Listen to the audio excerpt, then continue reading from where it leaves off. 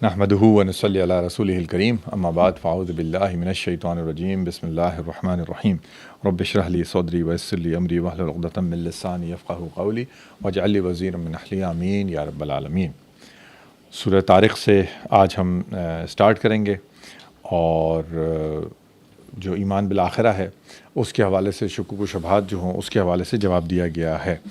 اور حضرت معاذ رضی اللہ تعالیٰ عنہ نے ایک بار مغرب کی نماز پڑھائی تو انہوں نے لمبی صورتیں پڑھائیں، تو اس کے اوپر اللہ کے نبی صلی اللہ علیہ وسلم نے کہا کہ لمبی صورتیں مت پڑھاؤ، لوگوں کو فتنے میں ڈالو گے، تم جو ہے وہ یہ کرو کہ جیسے والسماء والطارق یا والشمس جیسی صورتیں پڑھا کرو، خاص طور پہ مغرب کے اس کے حوالے سے۔ بسم اللہ الرحمن الرحیم والسماء والطارق۔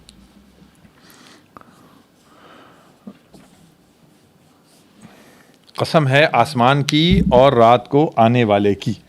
اب یہ جو رات کو آنے والے کی یہ والی جو بات ہے، یہ اس کا جو طارق کے جو، بلکہ ایک دو عورتیں اور پڑھ لیتے ہیں۔ وما ادراک ما الطارق، تم کیا جانو کہ رات کون ہے، کیا ہے رات کو آنے والا۔ النجم الثاقب، وہ چمکتا ہوا ستارہ ہے۔ ویسے نجم الثاقب کے جو لغوی معنی ہیں وہ پیئرسنگ اسٹار کے ہیں، ناکنگ اسٹار کے ہیں، ایسے جو کہ چبھتا ہوا، یعنی آن آف اس طریقے سے۔ تو یہ تقریباً 1967 میں جوسلین بیل اس نے جو ہے وہ ڈسکورڈ کیا، اس کو ڈسکور کیا، اور یہ جو ہے وہ نوکر جو ہے وہ ایک جسے کہتے ہیں نوکر جو ہے وہ، اگر طارق کے صحیح اگر لغوی معنی لیے جائیں تو وہ نوکر کے ہیں، پیئرسنگ اسٹار کے۔ تو یہ اس نے جو ہے وہ جو ریڈیو سگنلز تھے ان کی جو ویوز تھیں اس کے ذریعے سے اس کو جو ہے وہ کیا کہتے ہیں ڈسکور کیا۔ تو واللہ عالم بالصواب کہ یہ اس کی طرف اشارہ ہو۔ کل نفس لما علیہا حافظ، نہیں کوئی جان مگر اس کے اوپر ایک نگران موجود ہے۔ ٹھیک ہے، گواہی کے حوالے سے ہر عمل کو اللہ تبارک و تعالیٰ نے وہ کیا ہوا ہے، انکمپاس کیا ہوا ہے کسی نہ کسی طریقے سے۔ فَلْيَنظُرِ الْإِنسَانُ مِمَّا خُلِقَ، بس چاہیے کہ انسان دیکھے وہ کس چیز سے پیدا کیا گیا ہے۔ خُلِقَ مِن مَاءٍ دَافِقٍ، وہ پیدا کیا ہے اچھلتے ہوئے پانی سے۔ يَخْرُجُ مِن بَيْنِ الصُّلْبِ وَالتَّرَائِبِ، وہ نکلتا ہے پیٹھ اور پسلیوں کے درمیان سے۔ إِنَّهُ عَلَىٰ رَجْعِهِ لَقَادِرٌ، بے شک اللہ اسے دوبارہ پیدا کرنے کے اوپر یقیناً قادر ہے۔ یوم تبلی السرائر، جس دن جانچے جائیں گے تمام راز۔ فما لہ من قوت ولا ناصر، تو نہیں کوئی ہوگی اس کے پاس کوئی قوت اور نہ ہی کوئی مددگار۔ والسماء ذات الرجع، اور بے شک آسمان، قسم ہے آسمان کی جو بار بار بارش برسانے والا ہے۔ والارض ذات الصدع، اور زمین جو پھٹنے والی ہے۔ انہ لقول فصل، بے شک یہ قرآن ایک فیصلہ کن کلام ہے۔ وما ہوا بالہزل، یہ کوئی ہنسی کھیل کی بات نہیں ہے۔ انہم یکیدون کیدا، بے شک وہ سازش کر رہے ہیں ایک سازش۔ واکید کیدا، اور میں تدبیر کر رہا ہوں ایک تدبیر۔ فمہل الکافرین امہلہم رویدا، پس اے نبی صلی اللہ علیہ وسلم مہلت دیجئے کافروں کو، انہیں تھوڑی سی مہلت۔ پھر اس کے بعد سورۃ الاعلیٰ ہے، ذکر، صبر، تذکیر، اس کی تلقین اس کے اندر ہمارے سامنے آئے گی۔ اللہ کے نبی صلی اللہ علیہ وسلم یہ سورت اور سورۃ الغاشیہ عیدین میں پڑھا کرتے تھے اور جمعے کی نماز میں پڑھا کرتے تھے، اور اسی طریقے سے وطر کی پہلی رکعت میں سورۃ الاعلیٰ، دوسری رکعت میں سورۃ الکافرون اور تیسری رکعت میں سورۃ الاخلاص پڑھا کرتے تھے۔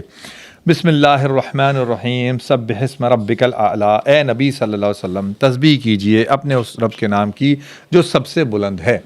الذی خلق فسوی، وہ جس نے پیدا کیا اور درست کیا۔ والذی قدر فہدی، جس نے تقدیر بنائی اور ہدایت دی۔ والذی اخرج المرعی، جس نے نکالا چارہ۔ فجعلہ غثاء احوا، پھر اس نے کر دیا اسے سیاہ کوڑا۔ سنقرئک فلا تنسیٰ، اے نبی صلی اللہ علیہ وسلم ہم آپ کو پڑھا دیں گے تو آپ نہیں بھولیں گے، الا ما شاء اللہ، سوائے اس کے کہ جو اللہ چاہے۔ انہ یعلم الجہر وما یخفی، بے شک وہ جانتا ہے ہر کھلی بات کو اور ہر اس بات کو جو کہ چھپی ہوئی ہو۔ وَنُيَسِّرُكَ لِلْيُسْرَىٰ، ہم سہولت دیں گے آپ کو آسان راستے کی۔ فَذَكِّرْ إِن نَفَعَتِ الذِّكْرَىٰ، اے نبی صلی اللہ علیہ وسلم آپ یہ دہانی کراتے رہیے، نصیحت کرتے رہیے، اگر فائدہ دے یاد دہانی کرانا۔ سَيَذَّكَّرُ مَن يَخْشَىٰ، جلد ہی نصیحت حاصل کر لے گا وہ جو ڈرتا ہے۔ وَيَتَجَنَّبُهَا الْأَشْقَىٰ، اور دور رہے گا اس سے جو شقی ہے، جو بدنصیب ہے۔ الَّذِي يَصْلَى النَّارَ الْكُبْرَىٰ، اور وہ داخل ہوگا سب سے بڑی آگ میں۔ ثُمَّ لَا يَمُوتُ فِيهَا وَلَا يَحْيَىٰ، وہ نہ اس میں مرے گا اور نہ زندہ رہے گا۔ وعلیکم السلام ورحمۃ اللہ وبرکاتہ۔ قد افلح من تزکا، بے شک کامیاب ہو گیا وہ جو پاک ہو گیا، جس نے تزکیہ کر لیا، جس نے پاکی اختیار کر لی۔ وذکر اسم ربہ فصلی، اور ذکر کرتا رہا اپنے رب کے نام کی اور پڑھتا رہا نماز۔ بل تؤثرون الحیات الدنیا، بلکہ تم لوگ ترجیح دیتے ہو اس دنیا کی زندگی کو، والآخرۃ خیر وابقیٰ، حالانکہ آخرت بہتر ہے اور باقی رہنے والی ہے۔ ان ھذا لفی الصحف الاولیٰ، بے شک یہ بات یقیناً پہلے صحیفوں میں ہے، صحف ابراہیم و موسیٰ، ابراہیم اور موسیٰ علیہ السلام کے صحیفوں میں بھی۔ اس کے بعد سورہ غاشیہ ہے توحید اور آخرت کے حوالے سے، اور یہ ابھی میں نے تھوڑی دیر پہلے آپ کو بتایا کہ جمعہ کی نماز میں حضور اکرم صلی اللہ علیہ وسلم جو ہے وہ سورہ جمعہ کے ساتھ سورہ غاشیہ بھی پڑھتے تھے۔ یہ موطا امام مالک کی روایت ہے۔ بسم اللہ۔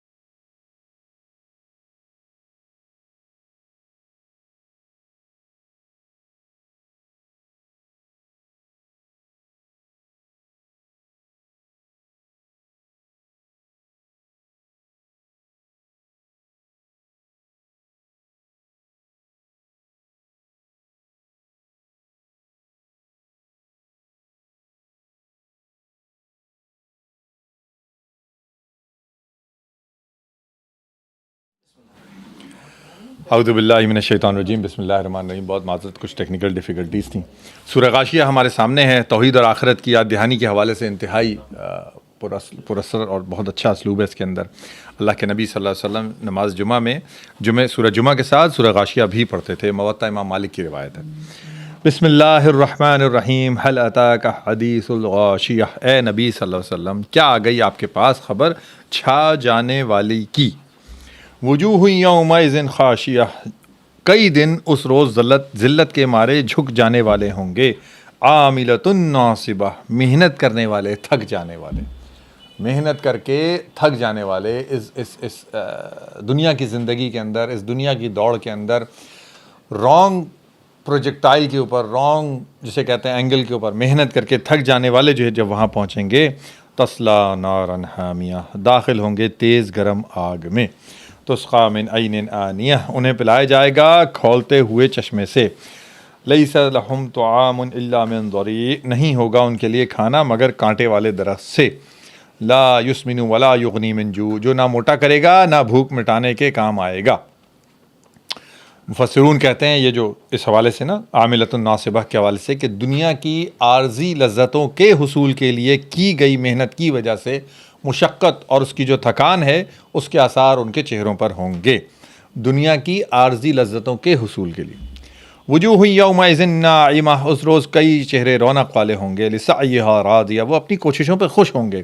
فی جنت عالیہ، بلند جنتوں میں ہوں گے۔ لا تسمع فیہا لاغیہ، نہ اس میں کوئی سنیں گے بے مقصد بات۔ ربنا جعلنا منہم، آمین یا رب العالمین۔ فیہا عین جاریہ، اس میں ایک بہتا ہوا چشمہ ہے۔ فیہا سرر مرفوعہ، اس میں اونچے اونچے تخت ہیں۔ واکواب موضوعہ، اور چنے ہوئے پیالے ہیں۔ ونمارق مصفوفہ، قطاروں میں لگے گاؤ تکیے ہیں۔ وزرابی مبثوثہ، اور بچھائے ہوئے قیمتی قالین ہیں۔ افلا ینظرون الی الابل کیف خلقت، تو کیا وہ نہیں دیکھتے اونٹوں کی طرف کہ وہ کیسے پیدا کیے گئے ہیں۔ کچھ جانور ایسے ہیں جن کو کہ اللہ تبارک و تعالیٰ نے قرآن میں جن کا ذکر کیا، بڑے امیزنگ جسے کہتے ہیں وہ جانور ہیں۔ شہد کی مکھی کا ہم ذکر کر چکے، چونٹی کا ہم ذکر کر چکے، یہاں پہ اونٹ کا بھی جو ہے وہ اللہ تبارک و تعالیٰ نے ذکر کیا کہ کس طریقے سے صحرائی ماحول کے عین مطابق اس کو بنا دیا۔ اس کی آنکھ کے حوالے سے امیزنگ جسے کہتے ہیں کہ اس کی آنکھ کھلی رہتی ہے چاہے جتنا بھی اس کا ریت کا جو ہے وہ جھکڑ چل رہا ہو۔ جیسے کہ ہماری آئی لڈ ہوتی ہے، ان کے پاس ایک ڈرائی آئی لڈ ہوتی ہے، ان کے پاس ایکسٹرا آئی لڈ ہوتی ہے جو کہ ڈرائی ہوتی ہے، اور وہ آنکھ کھلی رکھتے ہیں اور وہ چلتے ہیں۔ پانی کے حوالے سے آپ کو پتہ ہے بھوکا پیاسا بہت عرصے جسے کہتے ہیں وہ رہ سکتا ہے اس کے اندر، صحرائی ماحول کے اندر۔ ہاں یس اس کا ٹیمپریچر جو ہے وہ اس حساب سے منہ کے اندر اللہ تبارک تعالیٰ نے اس کا ایسا دیا ہے کہ وہ جو کانٹے دار جو درخت ہوتے ہیں جو صحراؤں میں جو ہوتے ہیں وہ بھی آرام سے جو ہے وہ کھا لیتا ہے۔ تو یہ تمام چیزیں ماشاءاللہ یعنی اللہ تبارک و تعالیٰ کی تخلیق ہے، تو اس کے اوپر اللہ تبارک و تعالیٰ اشارہ کرتے ہیں اپنی قدرت اور جلال کے ذریعے سے کہ یاد دہانی کر لو کہ تم دیکھتے نہیں ہو اونٹوں کی طرف کہ وہ کیسے پیدا کیے گئے ہیں۔ وَإِلَى السَّمَاءِ كَيْفَ رُفِعَتْ، اور آسمان کی طرف دیکھو کیسے اسے بلند کیا گیا ہے۔ وَإِلَى الْجِبَالِ كَيْفَ نُصِبَتْ، اور پہاڑ کی طرف کہ جیسے وہ نصب کیے گئے ہیں۔ وَإِلَى الْأَرْضِ كَيْفَ سُطِحَتْ، اور زمین کی طرف دیکھو کہ وہ کیسے بچھا دی گئی ہے۔ فَذَكِّرْ انما انت مذکر، اے نبی صلی اللہ علیہ وسلم یاد دہانی کراتے رہیے، بے شک آپ تو صرف یاد دہانی کرانے والے ہی ہیں۔ لست علیہم بمسیطر، اور آپ نہیں ہیں ان کے اوپر نگران، الا من تولی وکفر، مگر جس نے رخ پھیرا اور کفر کیا۔ فیعذبہ اللہ العذاب الاکبر، تو عذاب دے گا اللہ اس سے سب سے بڑا عذاب۔ انا الینا ایابہم، بے شک ہماری طرف ہی ان کا لوٹ کر آنا ہے۔ ثم انا علینا حسابہم، بے شک ہمارے ہی ذمے ہے ان سے حساب لینا۔ اب سورہ فجر ہے ہمارے سامنے، دنیا پرستوں کی مذمت اس کے اندر ہے، ایسے کردار کی مذمت کی گئی ہے جس کا کہ مطلوب صرف دنیا اور اس کی عارضی لذات اور سہولیات اور آسائشیں ہوں۔ بسم اللہ الرحمن الرحیم۔ والفجر، قسم ہے فجر کی، ولیال عشر، اور 10 راتوں کی، والشفع والوتر، اور جفت اور طاق راتوں کی، واللیل اذا یسر، اور رات کی جبکہ وہ جانے لگے۔ حل فی ذالک قسم لذی حجر، اور کیا اس میں کوئی قسم عقل رکھنے والوں کے لیے ہے؟ یہ تمام جو قسمیں کھائیں اللہ تبارک و تعالیٰ نے، اس کے بعد کہا کہ بھائی عقل رکھو اس کے اندر۔ مفسرون نے یہ بتائی کہ یہ جو قسم ہے فجر کی، یہ بات کی گئی ہے عید الاضحیٰ کی صبح کی، یعنی حج اکبر جس کو کہتے ہیں وہ. پھر اس کے بعد یہ جو لیال عشر ہے، یہ ذوالحجہ کے جو 10 دن ہیں، یہ اس کی طرف اشارہ ہے. قرآن کا یا عربی زبان کا یہ اسلوب ہے کہ لیال کہہ کے دن کی طرف اشارہ کیا جاتا ہے. جیسا زکریا علیہ السلام کا ذکر آیا تھا کہ آپ جو ہے وہ 3 رات آپ باتیں نہیں کر سکیں گے. وہ اصل بات یہ تھی کہ آپ 3 دن بات نہیں کر سکیں گے، لیکن وہاں پہ لیال کا لفظ بھی آیا ہے، تو اس کی طرف اشارہ ہے کہ یہ ذوالحجہ کی جو 10 دن ہیں اس کی طرف اشارہ ہے. والشفع والوتر، اور ایون اور آڈ راتیں، یہ رمضان کا جو آخری عشر ہے جو کہ چل رہا ہے. آج اس کی 29ویں شب ہے، جو لوگ ہمیں پاکستان سن رہے ہیں وہاں پہ 28ویں شب ہے.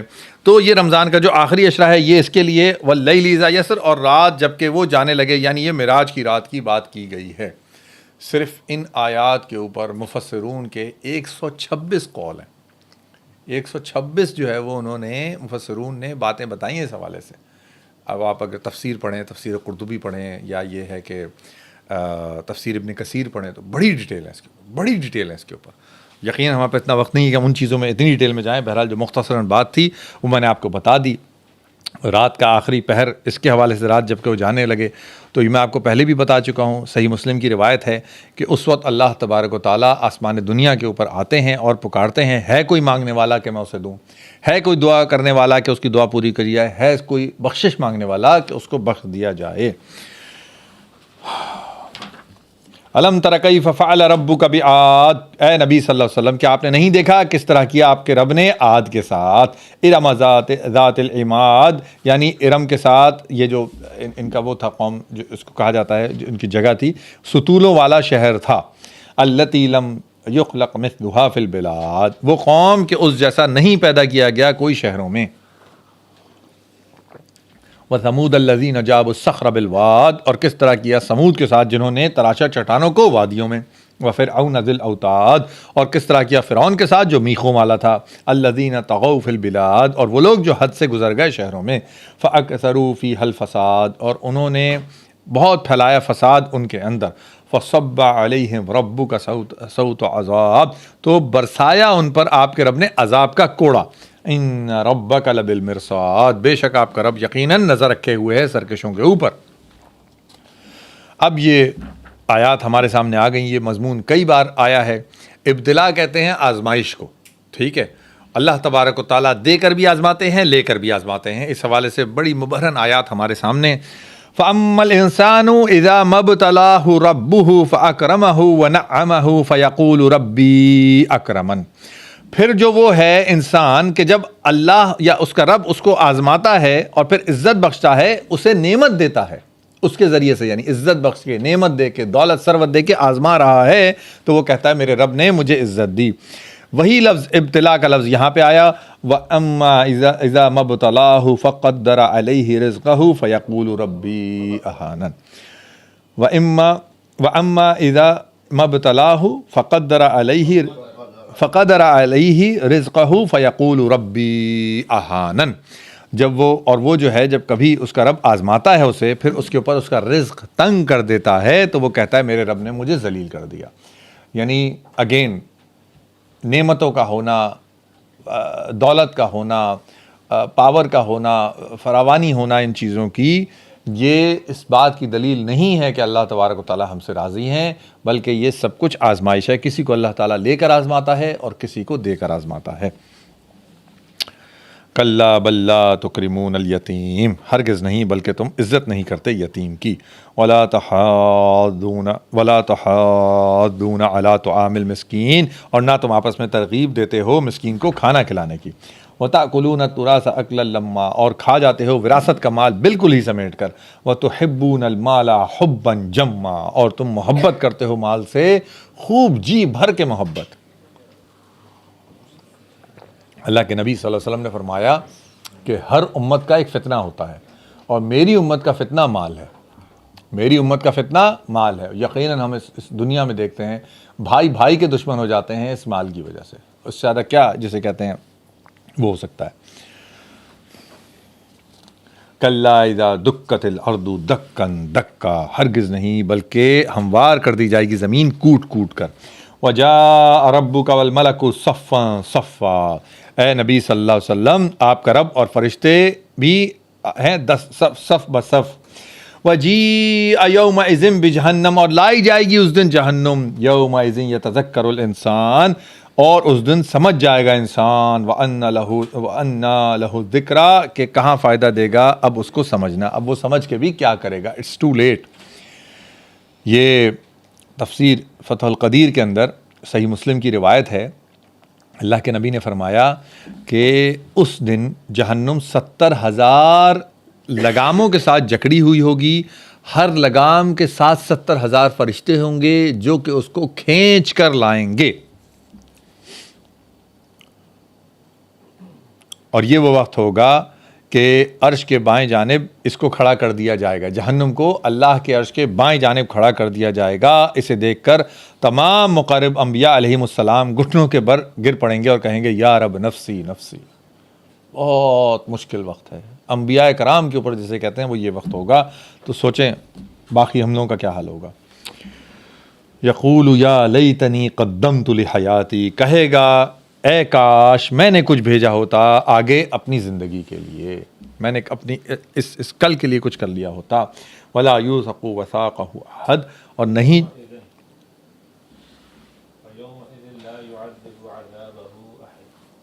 ویومئذ لا يعذب عذاب احد، یعنی اس دن اللہ تعالیٰ نہیں عذاب دے گا کسی کو۔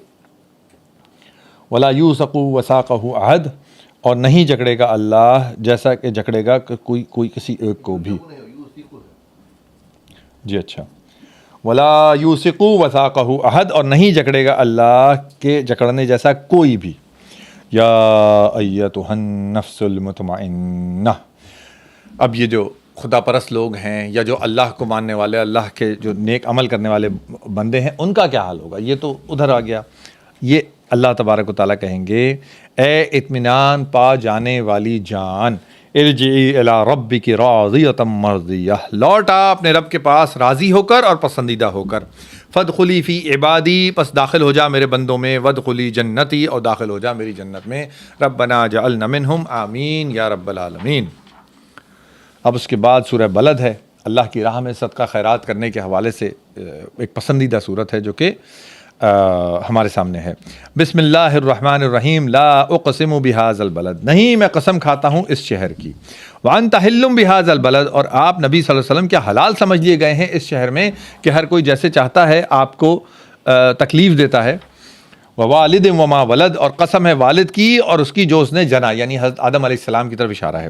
لقد خلقنا الانسان فی کبد، یقیناً ہم نے پیدا کیا ہے انسان کو مشقت میں۔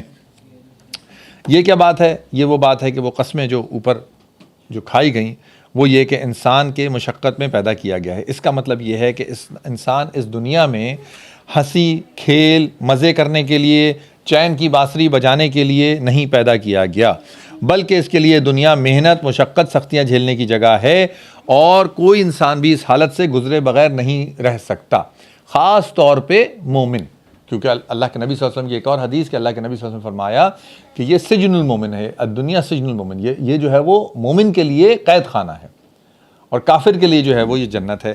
تو اللہ تبارک و تعالیٰ یہاں پہ کہہ رہے ہیں کہ ہم نے پیدا کیا انسان کو مشقت میں۔ ایحسب ان لن یقدر علیہ احد، کیا انسان سمجھتا ہے کہ ہرگز اختیار نہ کرے گا اس کے اوپر کوئی ایک بھی؟ یقول اہلکت مالا لبدا، وہ کہتا ہے میں نے لٹا دیا ڈھیروں مال۔ ایحسب ان لم یرہ احد، کیا وہ سمجھتا ہے کہ نہیں دیکھا اسے کسی نے بھی؟ الم نجعل لہ عینین، کیا ہم نے نہیں بنائی اس کے لیے دو آنکھیں؟ ولسانا وشفتین، اور اس کے زبان اور دو ہونٹ، وہدیناہ النجدین، اور اسے دکھا دیے دو راستے۔ فلقتحم العقبہ، بس وہ داخل ہی نہ ہوا ایک مشکل گھاٹی میں۔ مال کی محبت کوٹ کوٹ کے بھر دی گئی۔ مشکل گھاٹی کیا ہے اسی حوالے سے؟ وما ادراک ما العقبہ، تم کیا جانو وہ مشکل گھاٹی کیا ہے؟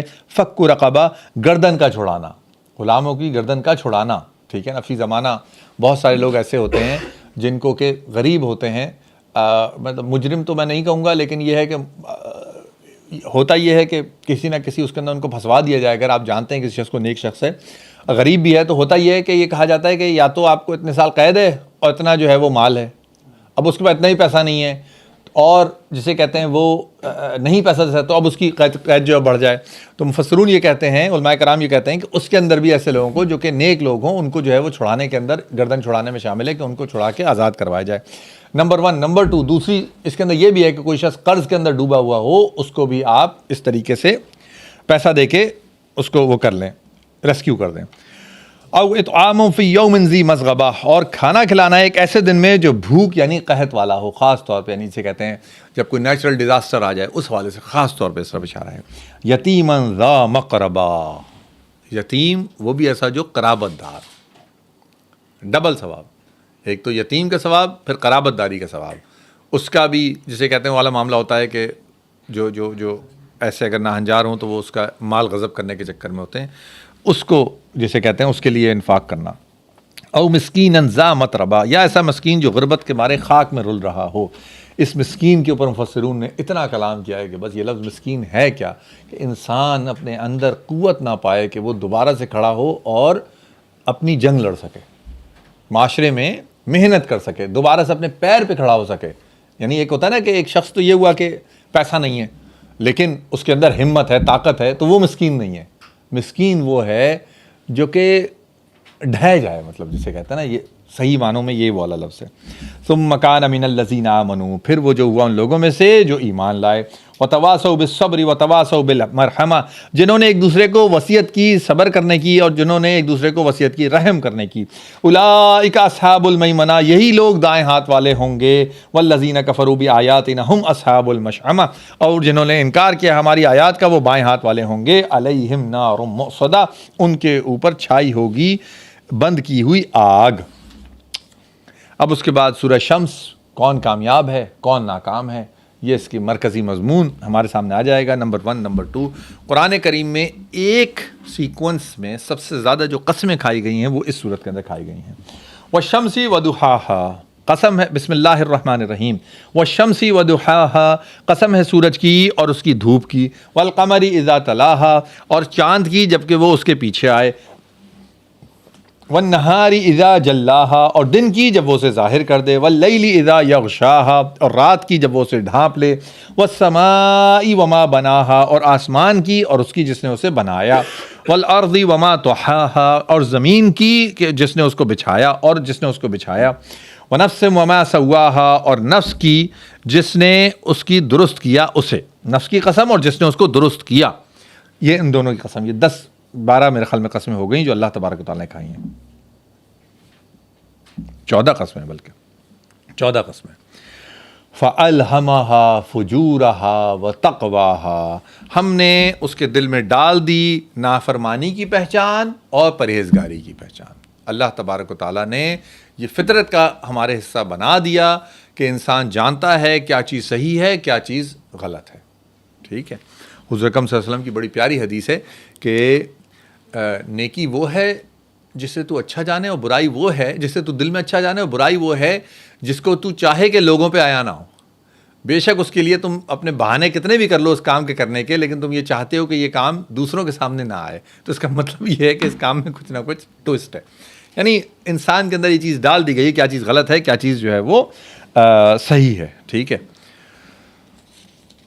جس طریقے سے یہ تمام متضاد چیزیں اللہ تبارک و تعالیٰ نے ان کی قسمیں کھائیں، اسی طریقے سے اللہ تبارک و تعالیٰ نے نیکی اور بدی کی تمیز بھی انسان کے اندر ودیت کر دی، انسان کے اندر ڈال دی. قد افلح من زکاہا، کامیاب ہو گیا وہ جس نے پاک کر لیا اپنے نفس کو.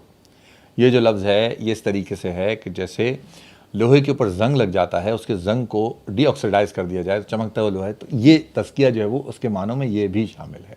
تزکیہ نفس تو آپ کو پتہ ہی ہے کہ انسان یعنی اسے کہ تزکیہ کر لے اور اپنا جو نفس ہے اس کو بہتر کر لے. یہ تھوڑا سا 1 ڈگری اور کم کر دیں.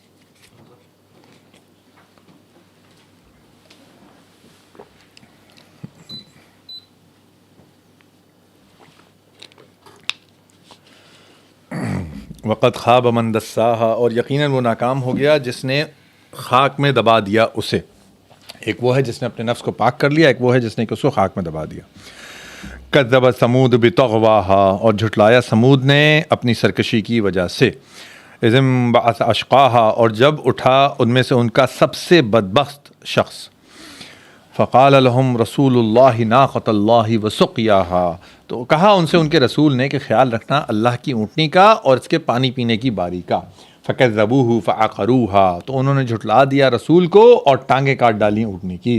فدمدم علیہم ربہم بذنبہم فسواها، پس ہلاکت نازل کی ان پر ان کے رب نے ان کے گناہ کی وجہ سے۔ فسواها، تو ان کو برابر کر دیا اس قوم کو۔ ولا یخاف عقباها، اور وہ نہیں ڈرتا اس کے پیچھے کسی بدلے سے۔ پھر اس کے بعد سورہ لیل ہے، اگین پسندیدہ اور ناپسندیدہ کرداروں کا بیان ہے۔ اللہ تبارک و تعالیٰ کن لوگوں کو، کن صفات کے حامل لوگوں کو، جن کے اندر کیا ایٹریبیوٹس ان کو پسند فرماتے ہیں، کن کو ناپسند فرماتے ہیں۔ بسم اللہ الرحمن الرحیم، واللیل اذا یغشا، قسم ہے رات کی جب وہ چھا جائے، والنہار اذا تجلی، اور دن کی جب وہ روشن ہو جائے، وما خلق الذکر والانثی، اور اس کی جو اس نے پیدا کی ہے یعنی مذکر اور مؤنث، ان سعیکم لشتی، بے شک تمہاری کوششیں یقیناً مختلف ہیں۔ جیسے دن رات مختلف ہیں، جیسے نر مادہ مختلف ہیں، اسی طرح سے تمہاری جو کوششیں ہیں وہ مختلف ہیں، تو ان کے نتائج بھی مختلف ہیں۔ فَأَمَّا مَنْ أَعْطَى وَاتَّقَى، پس وہ جس نے دیا اللہ کی راہ میں اور پرہیزگاری اختیار کی، وَصَدَّقَ بِالْحُسْنَى، اور اس نے تصدیق کی سب سے اچھی بات کی، فَسَنُيَسِّرُهُ لِلْيُسْرَى، تو ہم عنقریب فوراً ہی اس کو سہولت دیں گے اسے آسان راستے کے لیے۔ ہمارے استاد اس کو اس طرح سمجھاتے تھے کہ یہ ہے توفیق کا صحیح تصور۔ ایک توفیق کا تصور یہ ہے کہ ہم کہیں اے اللہ مجھے توفیق دے کہ میں نمازی بن جاؤں، اے اللہ مجھے توفیق دے کہ میں گناہ کرنے چھوڑ دوں اور کیے چلے جائیں جو کر رہے ہیں۔ توفیق کا صحیح تصور یہ ہے کہ انسان اللہ کی راہ میں دے، اللہ کی اس کی پرہیزگاری اختیار کرے اور سچی بات کی تصدیق کرے، یعنی اس قرآن کی جو ہے وہ تصدیق کرے، تو ہم اس کو سہولت دیں گے آسان راستے کے لیے، اس راستے کے اوپر چلنا اس کے لیے آسان ہو جائے گا۔ ٹھیک ہے، یہ چیز بہت امپورٹنٹ ہے۔ اسی طریقے سے وہ قرآن میں آیت ہے نا، والذین جاہدوا فینا لنہدینہ سبلنا، کہ جو لوگ ہمارے راستے میں جد و جہد کریں گے ہم ان کو ہدایت دے دیں گے اپنے راستے کی طرف، ہم ان کو اپنے وہ راستہ سجھا دیں گے جو کہ اللہ کی طرف جانے والا ہے۔ یہ اللہ تبارک و تعالیٰ خود قرآن میں کہہ رہے ہیں، یہ ہے توفیق کا صحیح تصور۔ اللہ تبارک و تعالیٰ نے مجھے صلاحیت دی ہے، مجھے عقل دی ہے، مجھے سب کچھ دیا ہے، مجھے ایمان کی دولت سے نوازا ہے، مجھے اور آپ کو، تو یہ توفیق مل گئی ہم کو۔ توفیق چھننے کا مقصد یہ ہے کہ انسان یہ نہ کرنے والا ہو، مجنون ہے کوئی کومے میں پڑا ہوا ہے، اس کے پاس توفیق نہیں ہے۔ ہمارے آپ کے پاس آج توفیق ہے، پوری توفیق ہے۔ وَأَمَّا مَنْ بَخِلَ وَاسْتَغْنَىٰ، اور وہ جس نے بخل کیا اور بے پرواہی اختیار کی، وَكَذَّبَ بِالْحُسْنَىٰ، اس نے جھٹلایا سب سے اچھی بات کو، فَسَنُيَسِّرُهُ لِلْعُسْرَىٰ، تو ہم اسے سہولت دیں گے مشکل راستے کے لیے، جاؤ تم کرو، ڈھیل ہے۔ وَمَا يُغْنِي عَنْهُ مَالُهُ إِذَا تَرَدَّىٰ، اور کام نہ آئے گا اس کے وہ مال جب وہ گڑھے میں گرے گا۔ اللہ اکبر۔ اِنَّا عَلَيْنَا لَلْهُدَىٰ، اور بے شک ہمارے ہی ذمہ ہے، ہماری ذمہ داری ہے رہنمائی کرنا۔ وَإِنَّا لَنَا لَلْآخِرَةَ وَالْأُولَىٰ، اور بے شک ہمارے ہی اختیار میں ہے یقیناً آخرت اور دنیا ہے، ہمارے اختیار میں ہے یقیناً آخرت اور دنیا۔ فَأَنذَرْتُهُمْ نَارًا تَلَظَّىٰ، اور بے شک پس میں نے خبردار کر دیا ہے تمہیں ایک ایسی آگ سے جو بھڑک رہی ہے، لا يصلاها الا الاشقى، نہیں داخل ہوگا اس میں سوائے اس کے کہ جو انتہائی بدبخت ہو، انتہائی جو بدبخت ہوگا وہی اس کے اندر داخل ہوگا۔ الذی کذب وتولی، جس نے جھٹلایا اور رخ پھیر لیا۔ جن لوگوں کے کم گناہ ہیں وہ ان کے لیے جو اس دنیا میں جو سختیاں پہنچتی ہیں وہی ان کے گناہوں کے کفارہ بن جاتی ہیں۔ آخرت کے دن کی جو سختیاں ہیں وہ بھی کفارہ بن جاتی ہیں، اور وہ جہنم میں جائے بغیر جنت میں چلے جائیں گے۔ لیکن وہ شخص، یعنی اسے کہتے ہیں جس کی کہ گناہ حد سے زیادہ ہو جائیں، تو پھر اس کے بعد اللہ تبارک و تعالیٰ کہتے ہیں ہم نے ایسی آگ تیار کی ہے جو بھڑک رہی ہے، اس میں داخل ہونے والا کون ہوگا؟ شقی القلب، اشقا۔ اشقا جو ہے وہ شقی کا بھی سپرلیٹو ڈگری، شقی کا بھی سپرلیٹو ڈگری، یہ جو صیغہ ہے وہ اس کا ہے انتہائی بدبخت۔ اب اس کو ترجمہ ہم ایسے کر سکتے ہیں، انتہائی بدبخت۔ ربنا لا تجعلنا منہم، آمین یا رب العالمین۔ وَسَيُجَنَّبُهَا الْأَتْقَى، اور دور رکھا جائے گا اس سے جو پرہیزگاری اختیار کرے. الذی یؤتی مالہ یتزکیٰ، جو دیتا ہے اپنا مال تاکہ وہ مال پاک ہو جائے. وما لأحد عنده من نعمت تجزا، حالانکہ نہیں ہے کسی کا اس کے ہاں کوئی احسان جس کا کہ بدلہ دیا جائے. الا ابتغاء وجہ ربہ الاعلیٰ، مگر حاصل کرنے کے لیے اپنے اس رب کی رضا جو سب سے بلند ہے. ولسوف یرضیٰ، اور وہ ان قریب اس سے راضی ہو جائے گا. ربنا جعلنا منہم آمین یا رب العالمین. سورۃ الضحیٰ ہمارے سامنے ہے. خاص طور پہ جب بھی اگر کبھی زندگی میں مایوسی ہو، آپ پریشان ہوں، آپ کے اوپر میرے اوپر کوئی جسے کہتے ہیں نا ڈپریشن ہو، پریشانی ہو، اس کے اندر یہ خاص طور پہ جو ہے وہ یہ جو ہے وہ پڑھنی چاہیے. بڑی جسے کہتے ہیں اس حوالے سے امید افزا جو ہے وہ صورت ہے. اللہ کے نبی صلی اللہ علیہ وسلم، صحیح بخاری کی حدیث ہے کہ ایک مرتبہ اللہ کے نبی صلی اللہ علیہ وسلم جو ہے بیمار ہو گئے. 2-3 راتیں آپ نے قیام نہیں فرمایا. تو ایک عورت آپ کے پاس آئی، کہنے لگی اے محمد، معلوم ہوتا ہے تیرے شیطان نے تجھے چھوڑ دیا ہے، 2-3 راتوں سے میں دیکھ رہی ہوں تیرے پاس نہیں آیا. جس پر اللہ تبارک و تعالیٰ نے یہ صورت نازل فرمائی. ایک اور وہ ہے جس کے اندر کہ حضور اکرم صلی اللہ علیہ وسلم کے وحی آنے کا تھوڑا سا جو ہو گیا تو اللہ کے نبی صلی اللہ علیہ وسلم پریشان ہوئے بہت زیادہ، تقریباً 15 دن کا کرنے مفسرین. تو یہ عورت کون تھی؟ یہ ام جمیل تھی، ابو لہب کی بیوی. اس کے اوپر جب سورہ لہب آئے گی تو اور ڈیٹیلز آ جائیں گی. تو یہ جو ہے وہ اس نے آ کے کہا تھا کہ تمہارا رب تم سے ناراض ہو گیا ہے کہ کچھ آ نہیں رہا تمہارے پاس. تو پھر اللہ تبارک و تعالیٰ نے آپ کو، اللہ کے نبی صلی اللہ علیہ وسلم کو اپنی نعمتیں یاد کر کے اور پھر اس کے بعد بتایا ہے کہ کوئی پریشانی کی بات نہیں ہے. بسم اللہ الرحمن الرحیم. والضحیٰ، قسم ہے دھوپ چڑھنے کے وقت کی. واللیل اذا سجا، اور رات کی جب کہ وہ چھا جائے. ما ودعک ربک وما قلی، اے نبی صلی اللہ علیہ وسلم نہ چھوڑا ہے آپ کے رب نے آپ کو، نہ ہی وہ آپ سے ناراض ہوا ہے. وَلَلْآخِرَةُ خَيْرٌ لَكَ مِنَ الْأُولَىٰ، اور یقیناً ہر آنے والی حالت بہتر ہے آپ کے لیے پہلی حالت سے. آپ کی زندگی جو گزر رہی ہے، شروع میں آپ کے لیے کچھ پریشانی والے معاملے ہیں بہت زیادہ، لیکن یہ انشاءاللہ آہستہ آہستہ معاملات بہتر ہوتے جائیں گے، اور ایسا ہی ہم نے دیکھا الحمدللہ. وَلَسَوْفَ يُعْطِيكَ رَبُّكَ فَتَرْضَىٰ، ان قریب عطا فرمائے گا آپ کا رب کہ آپ راضی ہو جائیں گے. الم یجدک یتیما فآوا، اے نبی صلی اللہ علیہ وسلم کیا اللہ نے آپ کو نہیں پایا یتیم کہ پھر اس کے بعد آپ کو ٹھکانہ دے دیا. ووجدک ضالا فہدا، اور آپ نے پایا اس نے آپ کو پایا حق کو تلاش کرنے والا اور ہدایت دے دی. ووجدک عائلا فاغنا، اور اس نے پایا آپ کو تنگ دست تو غنی کر دیا. یعنی اللہ تبارک و تعالیٰ یہ عنایات آپ کے اوپر ہو چکی ہیں.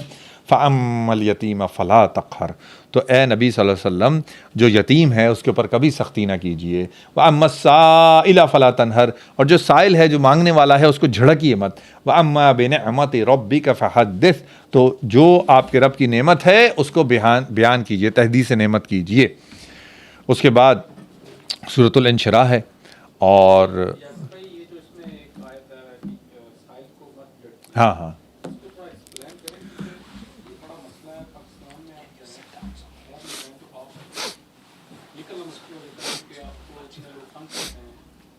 سر، اس کے اندر جو اصل بات ہے وہ یہی ہے کہ سائل کو یعنی منع کرنا ہے لیکن جھڑکنا نہیں ہے. نہیں، پہلے بھی آیات آ چکی ہیں اس حوالے سے کہ اللہ تعالیٰ کہتا ہے کہ یعنی کوئی اچھی بات کہو اور وہ کہو، معذرت میں نہیں دے سکتا. جیسے اپنی طرف سے آپ نے بدتمیزی نہیں کرنی ہے، ٹھیک ہے نا. ہاں، قول معروف ہے وہ والی بات ہے. یعنی ایک ہے نا کہ مجھے پتہ ہے، فار ایگزامپل مجھے اگر پتہ بھی ہے کہ یہ 2 نمبر ہے، ٹھیک ہے، یہ پیشہ ور ہے، تو بھی معذرت نہیں، سوری میں بھی نہیں دے سکتا، واٹ ایور، دیٹس اٹ.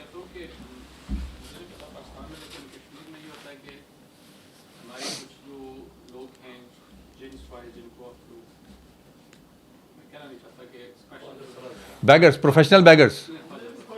اچھا، اوکے اوکے اوکے اوکے.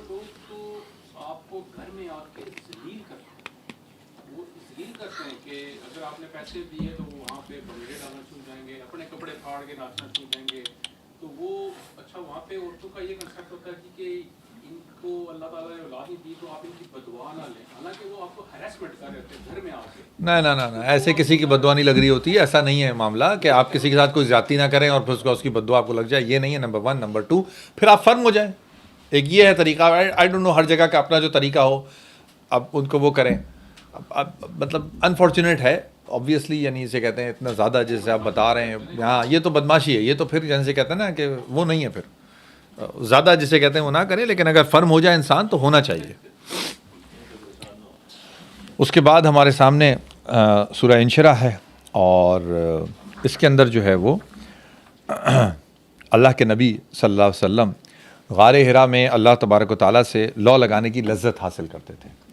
اور نبوت ملنے سے پہلے جب ہمیں آ جائے گی اقرا بسم ربک الذی خلق، وہ والا جو معاملہ ہے، اس سے پہلے ہی اللہ کے نبی صلی اللہ علیہ وسلم کو سچے خواب آنے لگ گئے تھے. تو آپ کو اس لذت سے نکال کر جو جھگڑالو قوم ہے اس سے تبلیغ کرنے کا حکم دیا. اور ذکر اللہ جو ہے اس سے لذت کی محرومی آپ کے اوپر بہت بھاری تھی. لیکن کچھ عرصے کے بعد آپ صلی اللہ علیہ وسلم کو انشراح ہو گیا کہ میری اس مشقت کی وجہ سے لوگوں کی عاقبت سنور جائے گی. بلا شبہ یہ اس کا مطلب ہے یہ عمل بہت ضروری ہے. یہی والا معاملہ حضرت داؤد علیہ السلام کے ساتھ بھی ہوا تھا جب میں نے آپ کو ان کے بارے میں بتایا تھا. وہ بھی ذکر کے اندر بہت لذت حاصل کرتے تھے. جو جھگڑالو قوم میں نے کہا وہ اسی لیے کیونکہ اللہ نے قرآن میں کہا قوم اللدہ، کہ یہ جو ہے وہ سورہ مریم کی آیت ہے یہ کہ یہ جو ہے جھگڑالو قوم. بسم اللہ الرحمن الرحیم. الم نشرح لک صدرک، اے نبی صلی اللہ علیہ وسلم کیا ہم نے کھول نہیں دیا آپ کے لیے آپ کے سینے کو. ووضعنا عنک وزرک، اور ہم نے اتار دیا آپ سے آپ کے بوجھ کو. الذی انقض ظہرک، جو توڑ رہا تھا آپ کے کمر کو. ورفعنا لک ذکرک، تو اے نبی صلی اللہ علیہ وسلم ہم نے بلند کیا آپ کے لیے آپ کے ذکر کو. اللہ نے اللہ کے نبی صلی اللہ علیہ وسلم کے ذکر کو انتہائی بلند کر دیا. مفسرون کہتے ہیں کہ 24/7 دنیا میں کوئی جسے کہتے ہیں ایسا وقت نہیں ہے جس وقت کہ اللہ کے نبی صلی اللہ علیہ وسلم کا ذکر بلند نہ ہو رہا ہو، اذان کی صورت میں کم سے کم. ہر جگہ کے ٹائم زونز ڈفرینٹ ہیں، ہر جگہ کی اذانیں ڈفرینٹ ہیں، اور پھر وہاں پہ اذان ہو کے اللہ کے نبی صلی اللہ علیہ وسلم کا ذکر بلند جو ہے وہ ہو رہا ہوتا ہے. علامہ اقبال کا بڑا پیارا شعر ہے، 24 گھنٹے یعنی جسے کہتے ہیں دنیا میں کہیں نہ کہیں کسی نہ کسی نماز کا ایک ایسا وقت ہو رہا ہوتا ہے کہ جس وقت اذان ہو رہی ہوتی ہے، اور اذان کے اندر اللہ کے نبی صلی اللہ علیہ وسلم کا ذکر بلند ہو رہا ہوتا ہے. یہ اس کی طرف اشارہ ہے. مفسرین نے جو اس کی تشریح کی ہے نا وہ یہ کی ہے. 24/7 کا مطلب یہ کہنے کا مطلب 24 گھنٹے. 7 ہوتا ہے ویکس. ہم لوگ ذرا آئی ٹی کے نا تو آئی ٹی میں 24/7 بہت زیادہ ایک وہ ہوتی ہے ٹرمینالوجی کہ 24 گھنٹے ہفتے میں 7 دن کوئی چھٹی نہیں ہے. عید کا دن بھی ہے، چاہے پبلک ہالیڈے بھی ہے، چاہے کچھ بھی ہے، کام کرنا ہے، سسٹم اپ رکھنے ہیں. سمجھ رہے ہیں آپ؟ نہیں 24/5 کا مطلب یہ ہوگا کہ 5 days a week. یہ مسئلہ ہے اس میں. بہرحال تو یہ علامہ اقبال کا شعر ہے نا کہ چشم اقوام یہ نظارہ ابد تک دیکھے، چشم اقوام یہ نظارہ ابد تک دیکھے، رفعت شان رفعنا لک ذکرک دیکھے. کس طریقے سے اللہ تبارک و تعالیٰ نے اس کے ذریعے سے نبی صلی اللہ علیہ وسلم ہم نے بلند کیا آپ کے لیے آپ کے ذکر کو. فَإِنَّ مَعَ الْعُسْرِ يُسْرًا، بے شک مشکل کے ساتھ آسانی ہے. إِنَّ مَعَ الْعُسْرِ يُسْرًا، بے شک یہ مشکل کے ساتھ آسانی ہے. فَإِذَا فَرَغْتَ فَانصَبْ، اے نبی صلی اللہ علیہ وسلم جب آپ فارغ ہوں تو محنت کیجئے. وَإِلَىٰ رَبِّكَ فَارْغَب، اور پھر آپ اپنے رب کی طرف راغب ہوں. اس کے بعد ہاں 2 اور 3 میں مطلب کیا آپ کو وَرَفَعْنَا عَنْكَ وِزْرَكَ، ہم نے اتار دیا آپ کے بوجھ کو جو آپ کی کمر کو توڑ رہا تھا. یہ والی آپ کہہ رہے ہیں. یہ جو بوجھ ہے اس کے اندر اللہ تبارک و تعالیٰ نے یعنی جو خاص جسے کہتے ہیں جو مشقت ہے اس کی طرف نہیں، یہ جسے کہتے ہیں نا یہ وہ والی بات ہے کہ اللہ تبارک و تعالیٰ نے حضور اکرم صلی اللہ علیہ وسلم کو جس وقت میں نے اشارہ کیا نا ابھی کہ جس وقت حضور اکرم صلی اللہ علیہ وسلم غار حرا میں تھے وہ ان کے لیے بہت زیادہ سکون کا باعث تھا. اور جب اللہ کے نبی صلی اللہ علیہ وسلم کو یہ کہا گیا کہ آپ نکلیے اپنی قوم کے پاس جائیے اور جسے کہتے ہیں تبلیغ دین کا کام کیجیے، یہ وہ وقت ہے جب کہ اللہ کے نبی صلی اللہ علیہ وسلم کے لیے یہ چیز مشکل تھی. یہ ایک بہت بڑا بوجھ تھا. بوجھ ان اے سینس کل ہم پڑھ کے آ گئے نا کہ آپ کو ایک مشکل کام، ثقیل کام کے لیے جو تیار کیا جا رہا ہے، یہ چیز مشکل تھی اللہ کے نبی صلی اللہ علیہ وسلم کے لیے، اس کام کا کرنا اور اس لذت کو چھوڑنا، وہ جو لذت تھی جو کہ آپ کو اللہ کے ذکر میں مل رہی تھی، اس چیز کو، اس کی طرف اشارہ ہے، مفسرین جو کہتے ہیں اس کی طرف اشارہ ہے۔ وہ جو کل جو وہ آیا تھا نا کہ قم فانذر وربک فکبر، قم فانذر، اور اس سے آپ کھڑے ہو جائیے اور انذار کیجئے، اس کی طرف جو ہے وہ خبردار کیجئے، یہ چیز تھی۔ اور پھر اس کے بعد واعظ و نصیحت نہیں کیجئے بلکہ اپنے رب کو بڑا بھی کیجئے، اپنے رب کو پریکٹیکلی بڑا کر کے دکھائیے، تو اس کی طرف بھی اشارہ ہے۔ اس کے بعد سورہ 3 ہے ہمارے سامنے، انسان کی عظمت کے حوالے سے بہت پیاری آیت ہے۔ ابھی اس کو ہم پڑھتے ہیں تو پھر آپ کو میں ایکسپلین کرتا ہوں۔ بسم اللہ الرحمن الرحیم۔ والتین والزیتون، قسم ہے انجیر کی اور زیتون کی، وطور سینین، اور طور سینا کی، وہذا البلد الامین، اور اس امن والے شہر مکہ کی، لقد خلقنا الانسان فی احسن تقویم، اور یہ سب علاقے گواہ ہیں اس بات کے اوپر کہ ہم نے انسان کو پیدا کیا اچھی بناوٹ میں، بہترین ساخت کے اوپر انسان کو پیدا کیا۔ یہ کون سے انسان ہیں جن کی طرف اشارہ ہے؟ نمبر 1 انجیر، حضرت نوح علیہ السلام کی طرف اشارہ ہے، کیونکہ جودی پہاڑ جہاں پر ان کی کشتی ٹھہری تھی وہاں پر اس پھل کی کثرت تھی۔ زیتون، حضرت عیسیٰ علیہ السلام کی طرف اشارہ ہے، کیونکہ یہ بیت المقدس میں تبلیغ کرتے تھے، فلسطین کے علاقے میں زیتون بہت زیادہ ہوتا ہے۔ پھر طور سینا، حضرت موسیٰ علیہ السلام کی طرف اشارہ کر رہا ہے، کیونکہ وہاں ان کو نبوت ملی تھی طور سینا کے اوپر۔ اور اس کے بعد اس مقام کو، یعنی اسے کہتے ہیں حاضل بلد الامین، یہ حضرت ابراہیم علیہ السلام اور خود حضور اکرم صلی اللہ علیہ وسلم ان کی طرف اشارہ ہے۔ اگین اللہ تبارک و تعالیٰ یہ کہہ رہے ہیں کہ یہ جو انسان جس کو کہ اللہ نے خلیفہ فی الارض بنایا، جس کو احسن تقویم بنایا، جو اللہ کی جو تخلیق ہیں ان میں سب سے بہترین تخلیق ہیں، ان کا جو پینیکل ہے، ان کا جو معیار ہے وہ یہ ہے، یہ انبیاء کرام کی ذات، یہ ہیں دراصل جو کہ پرپز آف لائف جس کے ذریعے سے کہ ہمیں ڈیفائن کرنا چاہیے۔ ان کے ریفلیکشن میں ہمیں دیکھنا چاہیے کہ ہم کہاں کھڑے ہیں، ہر عمل کو، ہر چیز کو ہمیں ان سے کمپیئر کرنا چاہیے کہ یہ انبیاء جو ہے وہ کیا عمل کرتے تھے۔ اب وہ عامر بھائی نا انہوں نے نئی ٹرم نکالی ہے، WWMD، WWJD جو ہے وہ ہوتا ہے یوزولی، گورے جو ہے وہ یوز ہوتا ہے واٹ وڈ جیزس ڈو، تو انہوں نے عامر بھائی نے نکالی ہے ہمارے 313 کے گروپ میں واٹ وڈ محمد ڈو، کہ کوئی بھی ہمارے سامنے کام ہو، کوئی بھی پریشانی آئے، کوئی مشکل آئے، تو ہم یہ اپنے دل میں یہ سوچیں کہ اگر اللہ کے نبی صلی اللہ علیہ وسلم ہوتے تو وہ کیا کرتے، ان کی ہدایات میرے لیے کیا ہیں۔ تو WWMD جو ہے وہ یہ ہے کہ ہم اس کے ریفلیکشن میں اپنے آپ کو دیکھیں کہ ہمیں کیا کرنا چاہیے، ٹھیک ہے، کیونکہ پتہ ہمیں بہت ساری چیزیں ہوتی ہیں، عمل نہیں ہو رہا ہوتا تو، لیکن اگر ہم اس کو ایک تھوڑا سا یعنی سے کہتے ہیں نا کہ جب یاد دہانی اس کے اوپر کر لیں تو پھر اللہ تبارک و تعالیٰ بہترین عمل کی توفیق عطا فرماتے ہیں۔ نمبر 1۔ نمبر 2، اصل بات یہی ہے کہ جو خودی والا جو معاملہ ہے، انسان اپنے آپ کو بڑا کر لے، وہ والا معاملہ اسی طریقے سے ہو سکتا ہے۔ اگر وہ نہ کرے اور جو دنیاوی لذات ہیں صرف اور صرف اپنے جو خواہشات نفسی ہیں یا جو شہوانی خواہشات ہیں ان کے پیچھے لگ جائے، تو پھر اس کے بعد آگے آیات آ جائے گی کہ وہ نیچلوں میں سب سے نیچلا ہو جاتا ہے، ٹھیک ہے۔ تو علامہ اقبال جو ہے وہ یہی کہتے ہیں، خودی کو بلند کیسے کیا جا سکتا ہے؟ وہ ایسے کیا جا سکتا ہے کہ انسان اپنا جو پرپز آف لائف ہے وہ اونچا بنائے۔ جتنا اونچا پرپز آف لائف بنائے گا اتنا ہی زیادہ اس کی جو شخصیت ہے اسی حساب سے بلند ہوگی، سمجھ رہے ہیں آپ؟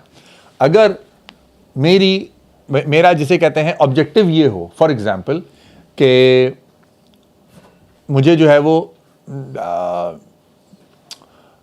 لیٹس سے آسان کام کرتے ہیں کہ بھئی مجھے ایک ریس میں حصہ لینا ہے جو کہ 100 میٹر کی ریس ہے، اور ایک ریس میں مجھے حصہ لینا ہے جو کہ میراتھن ہے 5 کلومیٹرز کی، یہاں پہ وہ ہوتی ہے نا 5 کلومیٹرز والی، تو میری تیاری اس حساب سے ہوگی جیسا کہ میں کام کر رہا ہوں۔ میرے والد صاحب جو ہے وہ ہمیشہ کہتے تھے، اللہ تعالیٰ ان کو جنت نصیب کرے، رحمت میں اپنے رکھے، وہ کہتے ہیں it's better to aim high and miss the mark than to aim low and make it. آپ کا جو مقصد ہے وہ بلند ہونا چاہیے، جو پرپز آف لائف ہے وہ بڑا ہونا چاہیے، یعنی وہی اصل بات ہے۔ تو یہاں پہ اس کی طرف اشارہ ہے کہ یہ تمام علاقے گواہ ہیں اس بات کے اوپر کہ یقین ہم نے پیدا کیا انسان کو بہترین بناوٹ میں، احسن تقویم، ثم رددناہ اسفل سافلین، پھر ہم نے لوٹا دیا اس کو پس سے پستر حالت میں. اس پس سے پستر حالت میں بھی ایکسیپشن دیا اللہ تبارک و تعالیٰ نے, الا الذین آمنوا وعملوا الصالحات, سوائے اس کے جو ایمان لائے اور انہوں نے اچھے عمل کیے, فلہم اجر غیر ممنون, تو ان کے لیے اجر ہے نہ ختم ہونے والا اجر. فما یکذبک بعد بالدین, تو کون جھٹلا سکتا ہے اے نبی صلی اللہ علیہ وسلم آپ کو اس کے بعد بدلہ ملنے کے بارے میں. الیس اللہ باحکم الحاکمین, کیا اللہ تمام حاکموں سے سب سے بڑا حاکم نہیں ہے؟ اس کے بعد سورہ علق ہمارے سامنے ہے, اور یہ یعنی اسے کہتے ہیں مفسرون یہی کہتے ہیں کہ اس سورت کے 2 حصے ہیں. پہلا اقرا سے شروع ہو کر جو 5ویں آیت ہے ما لم یعلم وہاں پہ ختم ہوتا ہے, اور یہ جو ہے وہ وحی کا آغاز ہے. وحی کے آغاز کے حوالے سے کچھ ڈیٹیلز ہیں ہمارے سامنے, آج پڑھ لیتے ہیں اس کو. محدثین وغیرہ ہم کہتے ہیں کہ حضرت عروہ بن زبیر سے روایت ہے, انہوں نے اپنی خالہ یعنی حضرت عائشہ رضی اللہ تعالیٰ عنہا سے نقل کیا. وہ فرماتی ہیں کہ حضور اکرم صلی اللہ علیہ وسلم پر وحی کی ابتدا سچے خوابوں کی شکل میں ہوئی. آپ جو بھی خواب دیکھتے تھے ویسا جو ہے وہ ہو جاتا تھا جیسا کہ اللہ کے نبی صلی اللہ علیہ وسلم خواب دیتے تھے. پھر آپ تنہائی پسند ہو گئے, کئی روز غار حرا میں عبادت کرنے لگے, اور آپ کھانے پینے کا سامان گھر سے لے کر جاتے, وہاں چند روز گزارتے, پھر حضرت خدیجہ رضی اللہ تعالیٰ عنہ کے پاس واپس آتے, وہ چند روز کا مزید سامان آپ کو مہیا کر دیتی, پھر آپ دوبارہ چلے جاتے. ایک روز جب کہ آپ غار حرا میں تھے تو آپ پر یکایک وحی نازل ہوئی, فرشتے نے آ کر کہا پڑھ.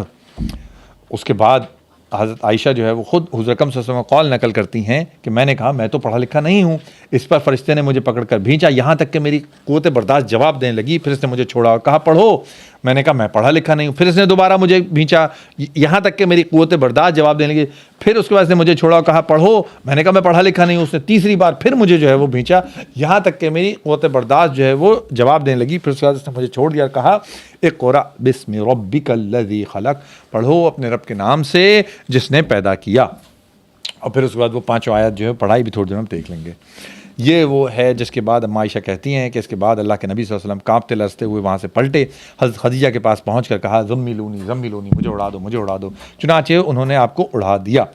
جب آپ کے اوپر سے یہ جو کیفیت تھی یہ ختم ہوئی تو انہوں نے کہا خدیجہ مجھے کیا ہو گیا ہے.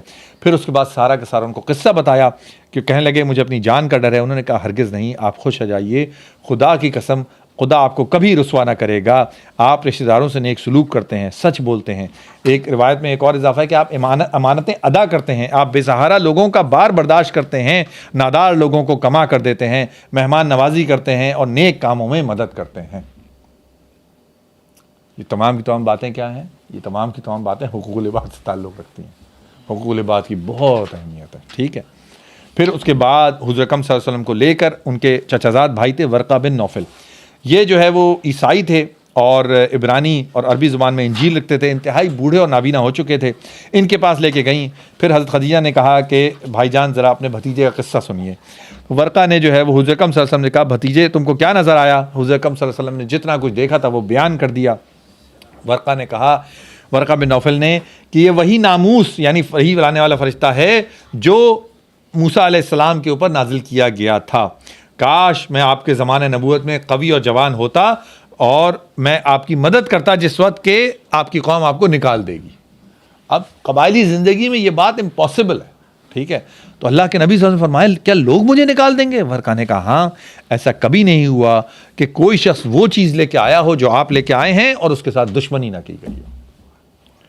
پھر اس کے بعد وہ ورقہ نے یہ بات کہی کہ اگر میں نے وہ زمانہ پایا تو میں ضرور آپ کی مدد کروں گا.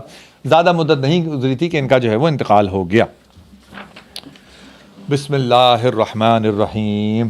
اقرأ باسم ربک الذی خلق. اے نبی صلی اللہ علیہ وسلم پڑھیے اپنے رب کے نام سے جس نے پیدا کیا. خلق الانسان من علق, اس نے پیدا کیا انسان کو جمے ہوئے خون سے. اقرأ وربک الاکرم, پڑھیے آپ صلی اللہ علیہ وسلم کا رب سب سے زیادہ کرم کرنے والا ہے. الذی علم بالقلم, جس نے سکھایا قلم کے ساتھ. علم الانسان ما لم یعلم, اور اس نے سکھایا انسان کو وہ جو کچھ وہ نہیں جانتا تھا. کلا ان الانسان لیطغی, ہرگز نہیں بے شک انسان حسد سے گزر جاتا ہے. اور رآہ استغنا, اس لیے کہ وہ دیکھتا ہے خود کو کہ وہ بے نیاز ہو گیا ہے. میرے پاس اتنا مال دولت ثروت آ گئی ہے کہ میں بے نیاز ہوں, مجھے تو کسی کی ضرورت ہی نہیں ہے. ان الی ربک الرجعی, بے شک اے نبی صلی اللہ علیہ وسلم آپ کے رب کی طرف ہی لوٹنا ہے. رأیت الذی ینہا، کیا اے نبی صلی اللہ علیہ وسلم کیا آپ نے دیکھا اسے جو منع کرتا ہے، عبدن اذا صلی، ہمارے بندے کو جب وہ نماز پڑھتا ہے صلی اللہ علیہ وسلم، ارأیت ان کان علی الہدی، کیا آپ نے دیکھا کہ اگر وہ ہو ہدایت کے اوپر، او امر بالتقوی، یا اس نے کبھی کوئی پرہیزگاری کا حکم بھی دیا ہو، ارأیت ان کذب وتولی، کیا آپ نے دیکھا اسے کہ اس نے جھٹلایا اور رخ پھیرا، الم یعلم بان اللہ یری، کیا اس نے نہیں جانا کہ اللہ دیکھ رہا ہے، کلا لئن لم ینتہ لنسفعا بالناصیہ، ہرگز نہیں، یقیناً اگر وہ باز نہ آیا تو ہم اسے گھسیٹیں گے پیشانی کے بالوں سے، ناصیۃ کاذبۃ خاطئہ، ایسی پیشانی جو جھوٹی اور خطا کار ہے، فلیدع نادیہ، پس وہ بلا لے اپنے مجلس والوں کو، سندع الزبانیہ، ہم بلا لیں گے جہنم کے فرشتوں کو، کلا لا تطعہ واسجد واقترب، ہرگز نہیں، نہ بانیے اس کی بات اور سجدہ کیجئے اور ہمارے مزید قریب ہو جائیے سجدے کے ذریعے سے۔ آیت سجدہ ہے، سجدہ کر لیجئے گا، یہ جو ہے مفسرون کہتے ہیں یہ ابو جہل کے بارے میں، یہ آیت خاص جسے کہتے ہیں، یہ جو آخری کی جو آیت ہے وہ اس حوالے سے ہے۔ اس کے بعد سورہ قدر ہے، عظمت والی رات کا اس کے اندر بیان ہے۔ بسم اللہ الرحمن الرحیم، انا انزلناہ فی لیلۃ القدر، ہم نے نازل کیا اس قرآن کو قدرت والی رات میں، وما ادراک ما لیلۃ القدر، تم کیا جانو قدر والی رات کیا ہے، لیلۃ القدر خیر من الف شہر، لیلۃ القدر خیر من الف شہر، قدر والی رات بہتر ہے 1000 مہینوں سے، تنزل الملائکۃ والروح فیہا باذن ربہم من کل امر، نازل ہوتے ہیں فرشتے اور روح اس رات میں آپ کے رب کے حکم سے ہر فیصلہ لے کر، سلام ہی حتی مطلع الفجر، سلامتی ہے وہ رات فجر کے طلوع ہونے تک۔ یہ پہلے بھی میں آپ کو بتا چکا ہوں، 2-3 باتیں سے ریپیٹ کر لیتے ہیں۔ نمبر 1، قضاء اور قدر کے حوالے سے یہ رات بہت امپورٹنٹ ہے، پورے اگلے 1 سال کے جو احکامات ہوتے ہیں وہ جو ہے وہ نازل ہوتے ہیں اس رات کے اندر، نمبر 1۔ نمبر 2، یہ رات 1000 مہینوں سے زیادہ بہتر ہے، الف کہتے ہیں 1000 کو، اور عرب میں محاورتاً جو ہے وہ یہ کہا جاتا ہے بہت زیادہ، ٹھیک ہے نا، جیسے ہم لوگ اگر اردو میں کہیں گے تو لاکھوں ہوں گے یا واٹ ایور، ایک ہوتا ہے نا، ایک مبالغے کا مطلب معاملہ ہے کہ الف نہیں، اس سے زیادہ بھی ہو سکتا ہے، یعنی 1000 مہینوں سے بھی بہتر ہے، 1000 مہینوں سے کم نہیں، اس سے بہتر ہے، تو تقریباً یہ 83 سال کچھ مہینے بنتے ہیں، 3-4 مہینے بنتے ہیں اگر ویسے بات کی جائے، تو یہ اس سے بھی بہتر ہے۔ اس کے حوالے سے میں آپ کو وہ روایت بھی بتا چکا ہوں کہ بنی اسرائیل میں جو ایسی عمریں ہوتی تھیں، صحابہ کرام نے جو ہے وہ انوی کیا ان کو، تو پھر یہ سورت جو ہے وہ نازل ہو گئی کہ تم لوگ اسے ایک رات کی عبادت کرو تو اس کی بھی جو ہے وہ بہت فضیلت ہے۔ ایک بات جو پہلے بھی میں بتا چکا ہوں، ابھی دوبارہ، جس رات میں قرآن کریم نازل ہوا وہ رات افضل ترین رات ہو گئی، جس مہینے میں نازل ہوا وہ مہینوں میں سب سے افضل ہو گیا، جس نبی کے اوپر نازل ہوا قرآن وہ سردار الانبیاء، جو لے کے آئے ان کے پاس وہ بھی فرشتوں کے سردار حضرت جبرائیل علیہ السلام۔ بات کیا ہے؟ بات یہ ہے، اور جو لوگ اس کو پڑھتے پڑھاتے ہیں، اللہ تبارک و تعالیٰ، وہ حدیث میں آپ کو بتا کے آ چکا ہوں کہ اللہ تبارک و تعالیٰ آسمان والوں اور زمین والوں کے دلوں میں ان کی محبت ڈال دیتے ہیں۔ بات کیا ہے؟ بات یہ ہے کہ جو شخص اس قرآن سے جڑ جائے، یہ قرآن وہ جیسے ایک پارس پتھر، ہم نے بچپن میں کہانیاں پڑھتے تھے نا کہ وہ پتھر جس چیز کو بھی چھو جائے سونا بن جاتی ہے، یہ قرآن وہ چیز ہے، جو اس سے ایسوسیٹ ہو جائے وہ سونا بن جاتی ہے وہ چیز، چاہے وہ وقت ہو، چاہے وہ صلاحیت ہو، چاہے وہ انسان ہو، چاہے وہ یہ ایام ہو یا وہ مہینے ہوں، جو چیز یہ قرآن جس چیز سے جڑ جائے، وہ جو آدمی، جو شخص اس قرآن سے جڑ جائے وہ سونے کا ہو جاتا ہے۔ یہ چیز ہمارے سامنے ہے، حدیث کے الفاظ میں اس طریقے سے ہے کہ اللہ کے نبی صلی اللہ علیہ وسلم نے فرمایا کہ اسی قرآن کے ذریعے سے، اس پہ عمل کرنے کی وجہ سے اللہ تبارک و تعالیٰ قوموں کو رفع دیتے ہیں، قوموں کو عروج دیتے ہیں، اس کو چھوڑنے کی وجہ سے ان کو پست کر دیتے ہیں۔ اللہ تبارک و تعالیٰ ہمیں اس قرآن سے نسبت عطا کرے، آمین یا رب العالمین۔ پھر اس کے بعد سورہ بینہ ہے، بینہ کہتے ہیں کھرے اور کھوٹے کے جدا ہونے کو، یعنی بالکل جسے کہتے ہیں واضح ہونے کو۔ تو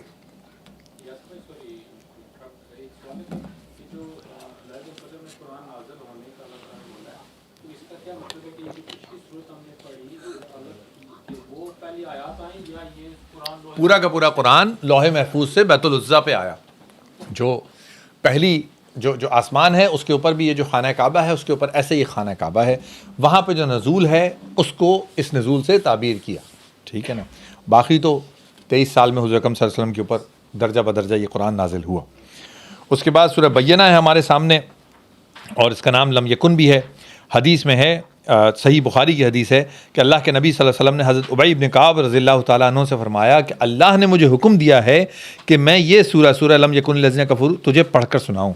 حضرت ابی نے پوچھا کہ اللہ نے آپ کے سامنے میرا نام لیا ہے؟ حضور اکرم صلی اللہ علیہ وسلم نے فرمایا ہاں تمہارا نام لیا ہے۔ اس کے اوپر خوشی کے مارے آپ کی آنکھوں میں آنسو آ گئے۔ بسم اللہ الرحمن الرحیم، لم یکن الذین کفروا من اہل الکتاب والمشرکین منفکین حتی تأتیہم البینہ، نہیں تھے وہ لوگ جنہوں نے کفر کیا اہل کتاب میں سے اور مشرکین الگ ہونے والے، یہاں تک کہ ان کے پاس واضح دلیل آ گئی۔ بینہ واضح دلیل۔ رسول من اللہ یتلو صحفا مطہرہ، یعنی ایک رسول صلی اللہ علیہ وسلم اللہ کی طرف سے جو پڑھتے ہیں پاکیزہ صحیفے، فیہا کتب قیمہ، جن میں لکھے ہوئے ہیں پختہ احکامات، وما تفرق الذین اوتوا الکتاب الا من بعد ما جاءتهم البینہ، اور جدا جدا نہیں ہوئے وہ لوگ جنہیں دی گئی تھی کتاب مگر اس کے بعد کہ آ گئی تھی ان کے پاس واضح دلیل۔ وما امروا الا لیعبدوا اللہ مخلصین لہ الدین حنفاء، اور انہیں حکم نہیں دیا گیا تھا مگر یہ کہ وہ عبادت کریں اللہ کی خالص ہونے والے ہو کر اور اس کی اطاعت کرنے والے ہو کر بالکل یکسو ہوتے ہوئے۔ حنیف کہتے ہیں یکسو ہونا۔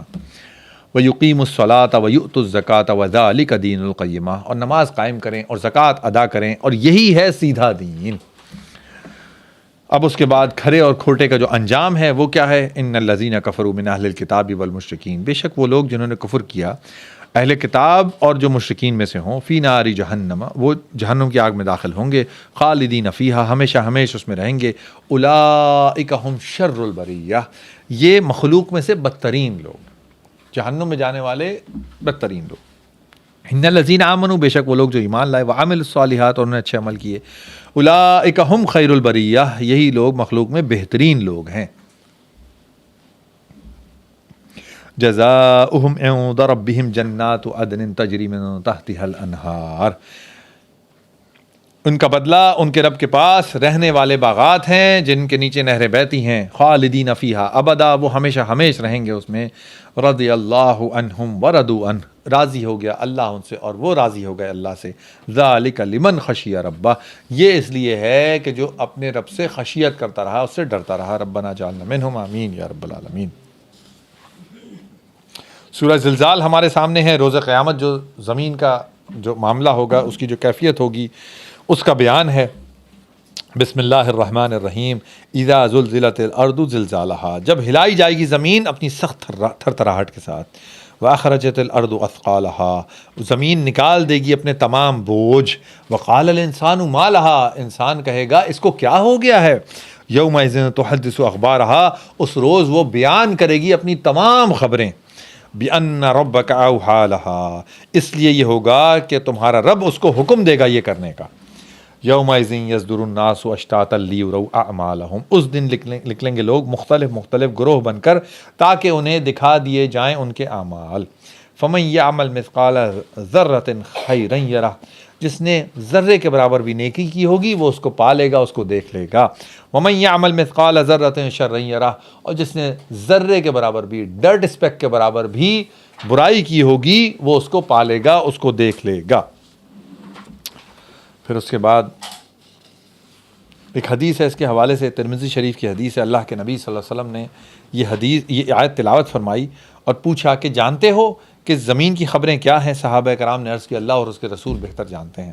تو آپ صلی اللہ علیہ وسلم نے فرمایا یہ اس کی خبریں ہیں کہ جس بندے نے یا بندی نے زمین کی پشت کے اوپر جو کچھ کیا ہوگا وہ اس کی گواہی دے دے گی کہ فلاں ابن فلاں شخص نے فلاں عمل فلاں وقت میری اس جگہ کے اوپر کیا تھا۔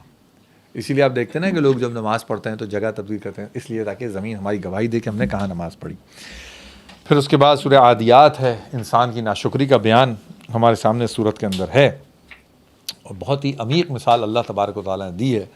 پڑھ لیتے ہیں، بسم اللہ الرحمن الرحیم، والعادیات ضبحا، قسم ہے تیز دوڑنے والے گھوڑوں کی ہانپتے ہوئے، فالموریات قدحا، اور چنگاریاں نکالنے والے جب ان کے سموں کو مار کر، گھوڑے کے جو شو ہوتا ہے اس کے نیچے جسے کہتے ہیں وہ ہوتی ہے لوہا لگایا جاتا ہے کیونکہ اس کا جو وہ ہے وہ زیادہ نہ گھسے، جو اس کا جو کیا کہیں گے اس کو، ہاں سول فوڈ جو ہے اس کا واٹ ایور، تو فیڈ جو ہے اس کا وہ زیادہ نہ گھسے، تو اس کے تو وہ جب پتھروں کے اوپر جب یا اس کے اوپر پڑتی ہے تو اس سے چنگاریاں نکلتی ہیں رات میں، اس کی طرف اشارہ ہے چنگاریاں نکالنے والوں کی سم مار کر. فالمغیرات صبح، اور صبح کے وقت حملہ کرنے کی. فاثرن به نقع، اور پھر وہ جو اٹھاتے ہیں اس وقت گرد و غبار جب جنگ میں ہوتا ہے. فوسطن به جمعا، پھر وہ گھس جاتے ہیں بڑے سے بڑے لشکر میں. یہ گھوڑے کی مثال دی گئی انسان کو کہ گھوڑے کو اس کا مالک کیا کرتا ہے، کھانا پینا دیتا ہے، اس کو اچھی طرح رکھتا ہے، اس کو سداتا ہے واٹ ایور. اس کے نتیجے میں گھوڑا کیا کرتا ہے، اپنی جان کی پرواہ کیے بغیر راتوں کو جو ہے وہ چارج کرتا ہے، گھس جاتا ہے دشمن کے اندر، خود بھی مرتا ہے، دشمن کو بھی مارتا ہے، اپنے جسے کہتے ہیں گرد و غبار بھی وہاں پہ اڑتا ہے، اور چارج زبردست طریقے سے کرتا ہے کہ سموں سے جو ہے وہ چنگاریاں نکلتی ہیں بڑے سے بڑے لشکر میں، اپنی جان کی پرواہ نہیں کرتا اور گھس جاتا ہے. اس کے برعکس انسان کا کیا معاملہ ہے، ان الانسان لربہ لکنود، انسان اپنے رب کا بڑا ناشکرا ہے. اللہ تبارک و تعالیٰ نے اپنا جان، وقت، مال، صلاحیت یہ سب اپنی راہ میں لگانے کا ہمیں حکم دیا. ہم اپنے رب کے ناشکرے ہیں کہ جو سب کچھ اس نے ہمیں زندگی دی، سب کچھ دیا، اور ہم اس طریقے سے جو حق ہے وہ ادا نہیں کرتے. وَإِنَّهُ عَلَىٰ ذَلِكَ لَشَهِيدٌ، وہ بے شک اس کے اوپر یقیناً گواہ ہے. وَإِنَّهُ لِحُبِّ الْخَيْرِ لَشَدِيدٌ، وہ مال کی محبت میں بڑا پکا ہے، مال کی محبت اس کو سب سے زیادہ ہے. افلا یعلم اذا بعثر ما فی القبور، تو کیا وہ نہیں جانتا جب وہ کریدا جائے گا اسے جو کچھ قبروں میں ہے. وحصل ما فی الصدور، اور ظاہر کر دیا جائے گا، حاصل کر لیا جائے گا جو کچھ سینوں میں ہے. ان ربهم بهم یومئذ لخبیر، بے شک ان کا رب اس دن ان سے خوب واقف ہوگا. سورۃ القاریہ ہے ہمارے سامنے، روز قیامت کی جو ہولناک آفتیں ہیں اس کے حوالے سے ایک جسے کہتے ہیں افراتفری جو اس کا نقشہ اس کے اندر ہمارے سامنے آ جائے گا. بسم اللہ الرحمن الرحیم. القاریہ، کھڑکھڑانے والی. ملقاریہ، کیا ہے وہ کھڑکھڑانے والی. وما ادراک ملقاریہ، اور تم کیا جانو کہ وہ کھڑکھڑانے والی کیا ہے. یوم یکون الناس کالفراش المبثوث، جس دن ہو جائیں گے لوگ بکھرے ہوئے پروانوں کی طرح. وتکون الجبال کالعہن المنفوش، اور پہاڑ ہو جائیں گے دھنکی ہوئی اون کی طرح. اب یہ ایک پرسوں شاید میں نے کہا تھا آپ لوگوں سے، ایک پارک کر لیں پہاڑ کے حوالے سے ایک چیز. پہاڑوں کے حوالے سے کئی بار اللہ تبارک و تعالیٰ نے قرآن میں کئی بار بات کی ہے. پہاڑوں کو چلایا جائے گا، وہ ریزہ ریزہ ہو جائیں گے، وہ اڑنے لگ جائیں گے، یہ تمام باتیں. یہاں پہ ایک نئی بات کی گئی کہ دھنکی ہوئی اون کی طرح ہو جائیں گے. اگر کسی نے یہ انڈسٹری دیکھی ہو تو اس کو سمجھ میں آئے گا. میں نے دیکھی ہے اصل میں حیدرآباد میں. ہماری خالہ جسے کہتے ہیں وہ حیدرآباد میں رہتی تھی، تو گرمیوں کی چھٹیوں میں ہم لوگ وہاں جایا کرتے تھے. اور وہاں پہ حیدرآباد کے اندر نا اسمال انڈسٹریز بہت ہیں، بہت ساری ہیں. کوئی کچھ بنا رہا ہے، کوئی کہیں میں نے دیکھا وہ یعنی کراچی میں ایسا نہیں ہے، یا میں اس علاقے میں نہیں رہتا. اسمال انڈسٹریز بہت ہیں، کہیں جوتے کے سول بن رہے ہیں، کہیں پتنگیں بن رہی ہیں، کہیں کوئی مانجے بن رہے ہیں. بڑا زبردست ہے حیدرآباد میں معاملہ. بہرحال پتہ نہیں اب ایسا ہے کہ نہیں، میں تو چھوٹا تھا تو یہ سب معاملہ تھا. وہاں پہ میں نے دیکھا ہے کہ جو پھٹی ہوتی ہے، جو کپاس کے جو وہ نکالتے ہیں، اس کے بعد اس کو کس طریقے سے دھنکی اون بنایا جاتا ہے، اس کو الگ الگ کیسے کیا جاتا ہے. وہ کوئی مشین ہوتی ہے جو کہ کام کرتی ہے کہ اس کی روئی کو جو ہے نا پھٹی جو کپاس کا جو پھول ہے اس سے پھر الگ کر رہی ہوتی ہے، اور وہ ایک طرف جو ہے نا وہ اس کو اڑا رہی ہے. اور وہ ایسے اڑا ہوتا ہے کہ جیسے کہ بالکل اس کے اوپر یعنی وہ نہیں ہے، ایک پہاڑ جیسا بن جاتا ہے بالکل اڑتے اڑتے اڑتے، اور وہ مطلب بالکل ہی ویٹ لیس ہے کہ وہ اڑے جا رہا ہے. اگر اس کو بند نہ کرے نا، ہوا چلے تو وہ باہر نکل جائے. وہ یہ اس کا معاملہ ہوتا ہے کہ پہاڑ ایسے ہو جائیں گے جیسے دھنکی ہوئی جسے کہتے ہیں روئی، اس کی طرح کے ہو جائیں گے. یہ اللہ تبارک و تعالیٰ نے بڑی عمیق مثال دی. ہم لوگ جو شہروں میں رہتے ہیں ان چیزوں کا ہمیں صحیح طرح اندازہ نہیں ہے، اس لیے میں نے کہا میں بتا دوں. فَأَمَّا مَنْ ثَقُلَتْ مَوَازِينُهُ، وہ جس کے بھاری ہوئے ترازو، فَهُوَ فِي عِيشَةٍ رَاضِيَةٍ، تو وہ تو ہوگا خوشی کی زندگی میں. ربنا اجعلنا منہم، آمین یا رب العالمین. وَأَمَّا مَنْ خَفَّتْ مَوَازِينُهُ، جن کے ترازو ہلکے ہوئے، فَأُمُّهُ هَاوِيَةٌ، تو اس کا ٹھکانہ ہاویہ ہے. وما ادراک ما ہی، تم کیا جانو یہ کیا چیز ہے، یہ ہاویہ کیا ہے. نارن حامیہ، تیز گرم آگ ہے. ہاویہ جہنم کا نام ہے. اس کا جو ہے وہ ہاویہ اس لیے اس کو کہتے ہیں کہ جہنمی اس کی گہرائی میں گرے گا. اس کی جو گہرائی ہے اس کے خاص جیسے کہتے ہیں معاملہ، اس کی طرف اشارہ ہے. پھر اس کے بعد کثرت کی جو ہوس ہے جو انسان کے اندر جو جسے کہتے ہیں وہ والا معاملہ ہے زیادہ مال جمع کرنے کا، سورۃ التکاثر اس کے اندر کثرت کی ہوس کا ٹھیک ٹھاک اس کے اندر بیان آ جائے گا۔ بسم اللہ الرحمن الرحیم۔ الہاکم التکاثر، غافل کر دیا تمہیں ایک دوسرے سے زیادہ حاصل کرنے کی ہرس نے، تمہیں غافل کر دیا ایک دوسرے سے زیادہ حاصل کرنے کی ہرس نے۔ اب یہ بات سمجھیے آپ، بڑی امپورٹنٹ بات ہے یہ۔ ہرس ایک یہ ہے کہ مجھے مال مل جائے، ٹھیک ہے، دوسری ہرس یہ ہے کہ مجھے آپ سے زیادہ مال مل جائے۔ آپ کی بات سمجھ میں آ رہی ہے؟ آج کے دور میں جو ہمارے پاس نعمتیں ہیں، پرانے دور میں بادشاہوں شہنشاہوں کے پاس بھی یہ نعمتیں نہیں ہوتی تھیں، لیکن آج کے دور میں بھی جتنا زیادہ جس کے پاس نعمتیں ہیں وہ اتنا زیادہ ناشکرا ہے۔ چھوٹی چھوٹی سی نعمتیں جن کو کہ اب ہم نیسیسٹی سمجھتے ہیں، ٹھنڈا پانی ہے، فریج کا ٹھنڈا پانی پہلے کہاں ہوتا تھا؟ پاسبل نہیں، بادشاہ بھی ہو تو وہ کیا کرے، کیسے ٹھنڈا کرے گا؟ پھونک مار کے ٹھنڈا کرے گا؟ نہیں کر سکتا نا، زیادہ زیادہ مٹکے ہوں گے، سائے میں رکھ لے گا، کچھ کر لے گا، اس طرح کیا ہوگا؟ اے سی چل رہا ہے، پاسبل ہی نہیں تھا نا یہ نعمت اس طریقے سے پہلے پاسبل ہی نہیں تھا۔ سردی ہے، ہیٹر چل گیا، چلو وہ تو پھر بھی چلو کچھ پاسبل تھی، آگ واگ جلا لیتے ہوں گے، لیکن گاڑی ہے، سواریاں ہیں، کہاں پاسبل تھی؟ اللہ کے نبی صلی اللہ علیہ وسلم کا دور ہے، ابھی مطلب کو بہت زیادہ نہیں ہے، 150 سال گزرے ہیں اس کو، نہیں 1500 سال گزرے ہیں، 1.5 صدیاں گزری ہیں، نہیں صدیاں نہیں، بہرحال 15 صدیاں گزری ہیں، ہاں بہرحال نہیں، ہاں نہیں، لیکن یہ اگر میں یہ کہہ رہا ہوں کہ اگر آپ ابتدا دیکھیں نا انسان کی، تو اس کے مقابلے میں کچھ بھی نہیں ہے۔ اس وقت بھی مدینے سے مکہ کا سفر 5 دن کا ہوتا تھا، ابھی کتنے کا ہوتا ہے؟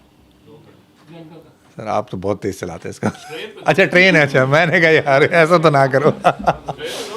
ہاں تو اب ٹرین ہے، گاڑیاں ہیں، یہ سب چیزیں ہیں، یہ اتنی نعمتیں۔ اصل چیز جو شخص، یہ جو شکر ہے نا، یہ بہت بڑی چیز ہے۔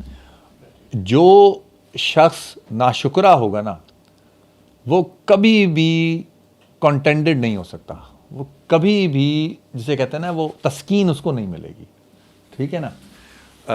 جو جتنا جس کے پاس ہے وہ اس کے اوپر شکر گزار ہے، اصل جسے کہتے ہیں وہ شکر گزار وہی شخص ہے۔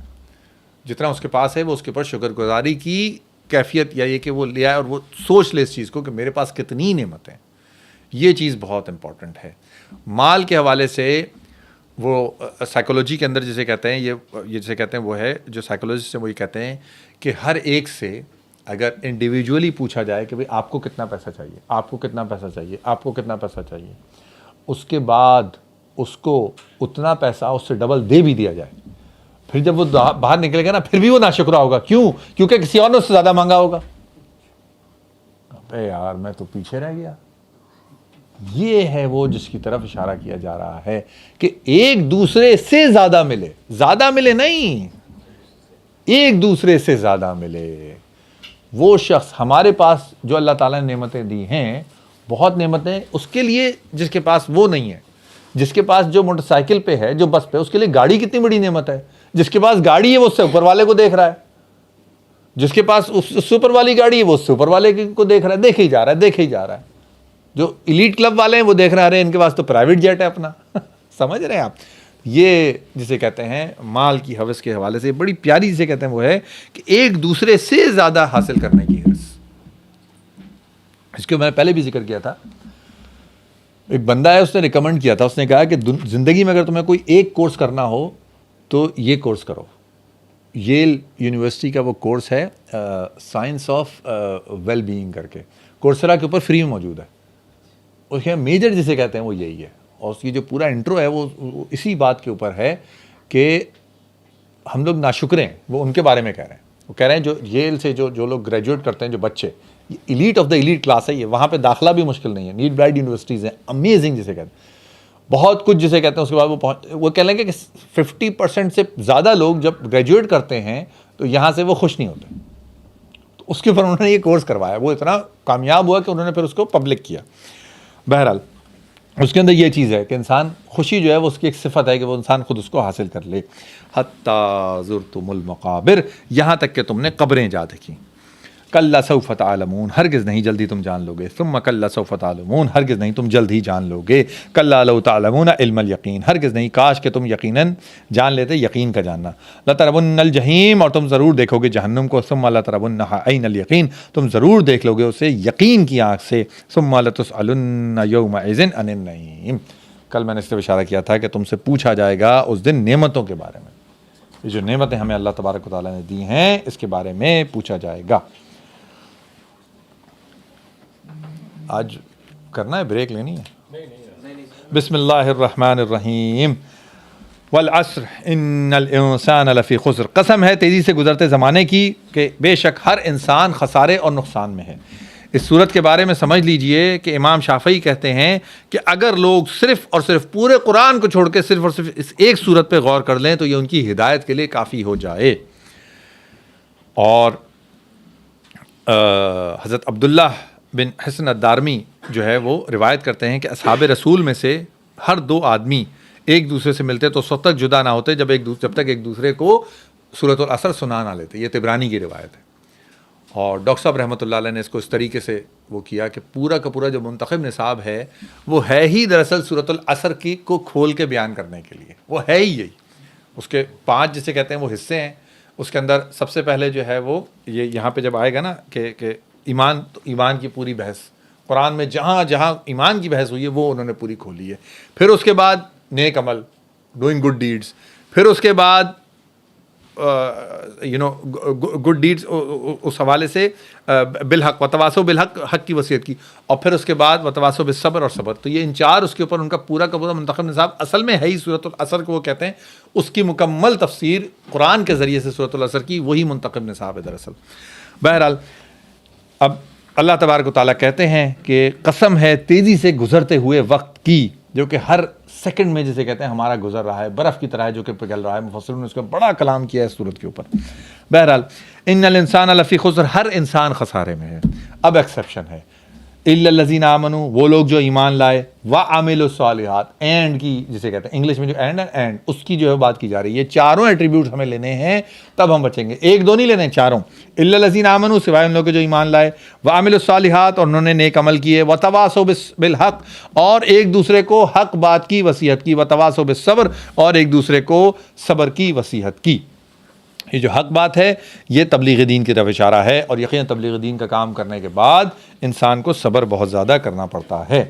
اگین مال سمیٹ کر رکھنے والوں کے حوالے سے پھر سے جو ہے وہ آ گئی سورۃ الہمزہ. بسم اللہ الرحمن الرحیم.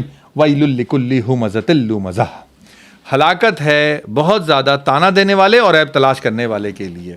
اگین یہ حمز اور لمز اس کے اوپر مفسروں نے بڑا کلام کیا ہے. یعنی آپ لیکچر دیکھنا چاہیں یا آپ کتب تفسیر اٹھائیں تو بڑی سی ڈیٹیلز ہیں. وہ جو کہ زبان سے تانا جوئی کرے، چاہے منہ کے سامنے یا پیٹھ پیچھے، دونوں کو اس کے اندر انکمپاس کر لیا.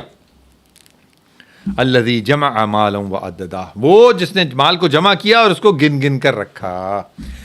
یحسب ان مالہ اخلدہ، وہ سمجھتا ہے کہ اس کا مال ہمیشہ باقی رہے گا. کلا، ہرگز نہیں. لینبذن فی الحطمہ، پھر وہ ضرور پھینک دیا جائے گا حطمہ میں. وما ادراک ما الحطمہ، تم کیا جانو حطمہ کیا ہے. نار اللہ الموقدہ، یہ اللہ کی بھڑکائی ہوئی آگ ہے. قرآن میں واحد مقام ہے یہ جہاں پہ کہ آگ کو اللہ تبارک و تعالیٰ کے ساتھ ایسوسیٹ کیا ہے. قرآن میں واحد مقام ہے یہ. اس آگ کی جو کیفیت ہے وہ باقی تمام آگوں سے الگ ہی ہے. مفسروں نے اس کو بڑی ڈیٹیل جسے کہتے ہیں بیان کی ہیں. تفسیر فتح القدیر کے حوالے سے میں مختصراً بات بتا دیتا ہوں. وہ یہ کہتے ہیں کہ اس کی حرارت دلوں تک جائے گی. ویسے تو دنیا کی آگ میں بھی یہ خاصیت ہے کہ ہر چیز کو جلا ڈالتی ہے، لیکن دنیا کی یہ آگ دل تک نہیں پہنچ پاتی. اس سے پہلے ہی انسان کی موت واقع ہو جاتی ہے. سمجھ میں آ رہی ہے بات؟ جہنم میں ایسا نہیں ہوگا، وہ آگ دلوں تک بھی پہنچ جائے گی لیکن موت نہیں آئے گی. باوجود آرزو کے بھی کہ وہ موت کی آرزو کرے گا وہ نہیں آئے گی. پھر اس کے بعد آگے ہے یہ کیا کہتے ہیں موسدا، اس کے حوالے سے کہ جہنم کے دروازے اور رستے بند کر دیے جائیں گے تاکہ کوئی باہر نہ نکل سکے، انہیں لوہے کی میخوں کے ساتھ باندھ دیا جائے گا جو لمبے لمبے ستونوں کی طرح ہوں گی، بعض کے نزدیک یہ امدم سے مراد بیڑیاں اور طوق ہیں، اور بعض کے نزدیک یہ ستون ہیں جس میں انہیں عذاب دیا جائے گا۔ بعض مفسرین یہ لکھتے ہیں کہ اس طریقے سے اتنا جکڑا جائے گا کہ سانس کی جو ہا ہوتی ہے نا، کہ انسان جب وہ ہو، میں نے آپ کو بتایا تھا کہ جب تکلیف ہو تو وہ ہا بھی نہ کر سکے، اتنی بھی اس کے اندر جگہ نہ ہو۔ اللہ تعالیٰ اس انجام سے بچائے، آمین یا رب العالمین۔ تم کیا جانو ہوتما کیا ہے؟ اللہ کی بھڑکائی ہوئی آگ ہے، التی تطلع علی الافئدہ، جو جا پہنچتی ہے دلوں تک، انہا علیہم مؤصدہ، بے شک وہ ان کے اوپر ہر طرف سے بند کی ہوئی ہے، فی عمد ممددہ، لمبے لمبے ستونوں کی مانند شعلوں میں۔ اب اس کے بعد سورہ فیل ہے، یہ آپ کو پتہ ہے، اس کا بڑا جسے کہتے ہیں زبردست ڈیٹیلز ہیں اس کی۔ فیل کہتے ہیں ہاتھی کو، تو ہاتھی والوں کو جو معاملہ ہے یہ ہم دیکھ لیتے ہیں ذرا سا۔ یہ جسے کہتے ہیں جو وہ ہے، ایک شخص تھا جس کا نام ابرمس یا سریانی جو مورخین ہیں وہ اس کو ابراہم کہتے ہیں۔ ابرہا غالباً اسی کا حبشی تلفظ ہے، ابرہا، ٹھیک ہے نا۔ تو یعنی یہ شاہ حبس کے مرنے کے بعد اس نے جانشین کے طور کے اوپر یمن کو جو ہے وہ اپنا نائب السلطنت تسلیم کر لیا تھا۔ رفتہ رفتہ یہ یمن کا خود مختار بادشاہ بن گیا تھا۔ برائے نام اس نے شاہ حبس کی بالادستی تسلیم کر رکھی تھی، اپنے آپ کو مفضل الملک کہتا تھا، یعنی بادشاہ کا نائب لکھتا تھا۔ تو یمن میں اپنا پورا اقتدار جو ہے وہ مضبوط کر لینے کے بعد اس نے جو کیا کہتے ہیں ابراہا نے جو ہے وہ جو رومی سلطنت ہے، جو عیسائی جسے کہتے ہیں جو مذہب ہے، اس کی طرف جو ہے وہ اس نے عرب میں عیسائیت کا پھیلانا اور ان کی تجارت کے اوپر قبضہ کرنا، یہ تمام کام اس نے شروع کیا۔ اور اس کی ضرورت جو ہے وہ اس بنا پر اور بڑھ گئی کہ ایران کے جو ساسانی سلطنت، اس کا روم کی جو کشمکش تھی، اس کے اندر بھی جو دوسرا جو ٹریڈ روٹ تھا وہ بند ہو چکا تھا، تو اس نے اس روٹ کو اپنا بنانے کی کوشش کی۔ اس مقصد کے لیے اس نے یمن کے دارالحکومت صنعاء کے اندر ایک عظیم الشان کلیسا تیار کروایا، اور کیا کہتے ہیں اس کے بعد محمد بن اسحاق کی روایت ہے کہ اس کلیسے کو تیار کرنے کے بعد اس نے شاہ حبس کو خط لکھا کہ میں عربوں کا حج کعبے سے اس کلیسا کی طرف موڑے بغیر نہیں رہوں گا، عرب سارے کے سارے ادھر جاتے ہیں، میں ان کو ادھر لے کے آؤں گا۔ تو اس کے اوپر جسے کہتے ہیں کچھ مفسروں نے کہا ہے کہ کیا کیا معاملات ہوئے، کہ جسے کہتے ہیں اس نے جو ہے وہ کچھ نوجوانوں نے کہتے ہیں کہ قریش کے بعض نوجوان جا کے کلیسا میں آگ لگا دی، کچھ کہتے ہیں اس کو گندا کر دیا، واٹ ایور جو بھی ہوا، جو اس نے یہ کیا کہ اس کے اوپر اس نے کہا میں مکہ کے اوپر چڑھائی کروں گا، اور اس کو بہانہ مل گیا۔ تو بہرحال یہ جو ہے وہ کلیسا کی توہین کے عوض اس نے کہا میں مکہ پہ چڑھائی کروں گا۔ پرپس یہ تھا کہ میں کعبے کو ڈھا دوں تاکہ وہاں پھر یہ لوگ نہیں کر سکیں اور ہماری طرف آ جائیں۔ تو سن 570 یا 571 عیسوی میں 60,000 فوج لے کر، جس کے اندر کے 13 ہاتھی تھے، کچھ بعض روایتیں 9 ہاتھی تھے، مکے کی طرف روانہ ہوا۔ یہ رستے میں یمن کا سردار تھا ذو نفر، اس نے عربوں کا ایک لشکر جمع کر کے اس کی مزاحمت کی، لیکن وہ شکست کھا کر گرفتار ہو گیا۔ پھر اس کے بعد ختم کے علاقے میں ایک عرب سردار نفیل بن حبیب خطعی، یہ اپنے قبیلے کو لے کر مقابلے پر آئے، وہ بھی شکست کھا کر گرفتار ہو گیا۔ جان بچانے کے لیے اس نے جو ہے وہ کیا کہتے ہیں کچھ خدمت، کچھ نذرانہ دے کر، اور اس کے بعد جو ہے وہ معاملہ اپنا وہ کر لیا۔ طائف کے قریب جب یہ پہنچا ہے تو بنی ثقیف ہیں وہ جنہوں نے بڑا کام کیا، ان کو پتہ تھا اس کا مقابلہ تو کر نہیں سکیں گے، اور ان کو خطرہ واقع ہوا کہ یہی ہمارے جو معبود ہیں لات اور اس کا جو مندر یہ تباہ نہ کر دیں۔ تو ان کا جو سردار تھا مسعود، یہ ایک وفد لے کر ابراہا سے ملا، اس نے کہا بھائی ہمارا جو بت ہے یہ وہ معبد نہیں ہے جس کو آپ ڈھانے آئے ہیں، وہ تو مکہ میں ہے، اس لیے آپ ہمارے اس معبد کو چھوڑ دیجئے، مکہ کا رستہ بتانے کے لیے ہم آپ کو بدرقہ فراہم کر دیتے ہیں۔ تو ابراہا نے یہ بات جو ہے وہ قبول کر لی، اور بنو ثقیف نے جو بدرقہ کہتے ہیں رستہ بتانے والے کو، اب ایک ڈیزرٹ میں رستہ ہے ہم آپ کو بتا دیں، بنو ثقیف نے ابو رغال نامی ایک شخص کو ان کے ساتھ کر دیا۔ جب مدینہ 3 کو اس پر رہ گیا تو ابو رغال وہاں پر جا کر جو ہے وہ مر گیا، اور عرب مدتوں اس کی جو قبر ہے اس کے اوپر سنگباری کرتے رہے، جہاں جاتے تھے پتھر مارتے، یہ ناہنجار ہے وہ جس نے یہاں پہ لے کے آیا تھا بیت اللہ کے اوپر حملہ کرنے کے لیے۔ بہرحال اور اس کے بعد یہ ہوا، محمد بن اسحاق لکھتے ہیں کہ ابراہا جو ہے وہ اپنے جیش کو اس نے آگے بڑھایا، اہل تہامہ اور قریش کے بہت سے مویشی لوٹ لیے، جس کے اندر حضور اکرم صلی اللہ علیہ وسلم کے جو دادا ہیں عبد المطلب، ان کے بھی 200 اونٹ تھے۔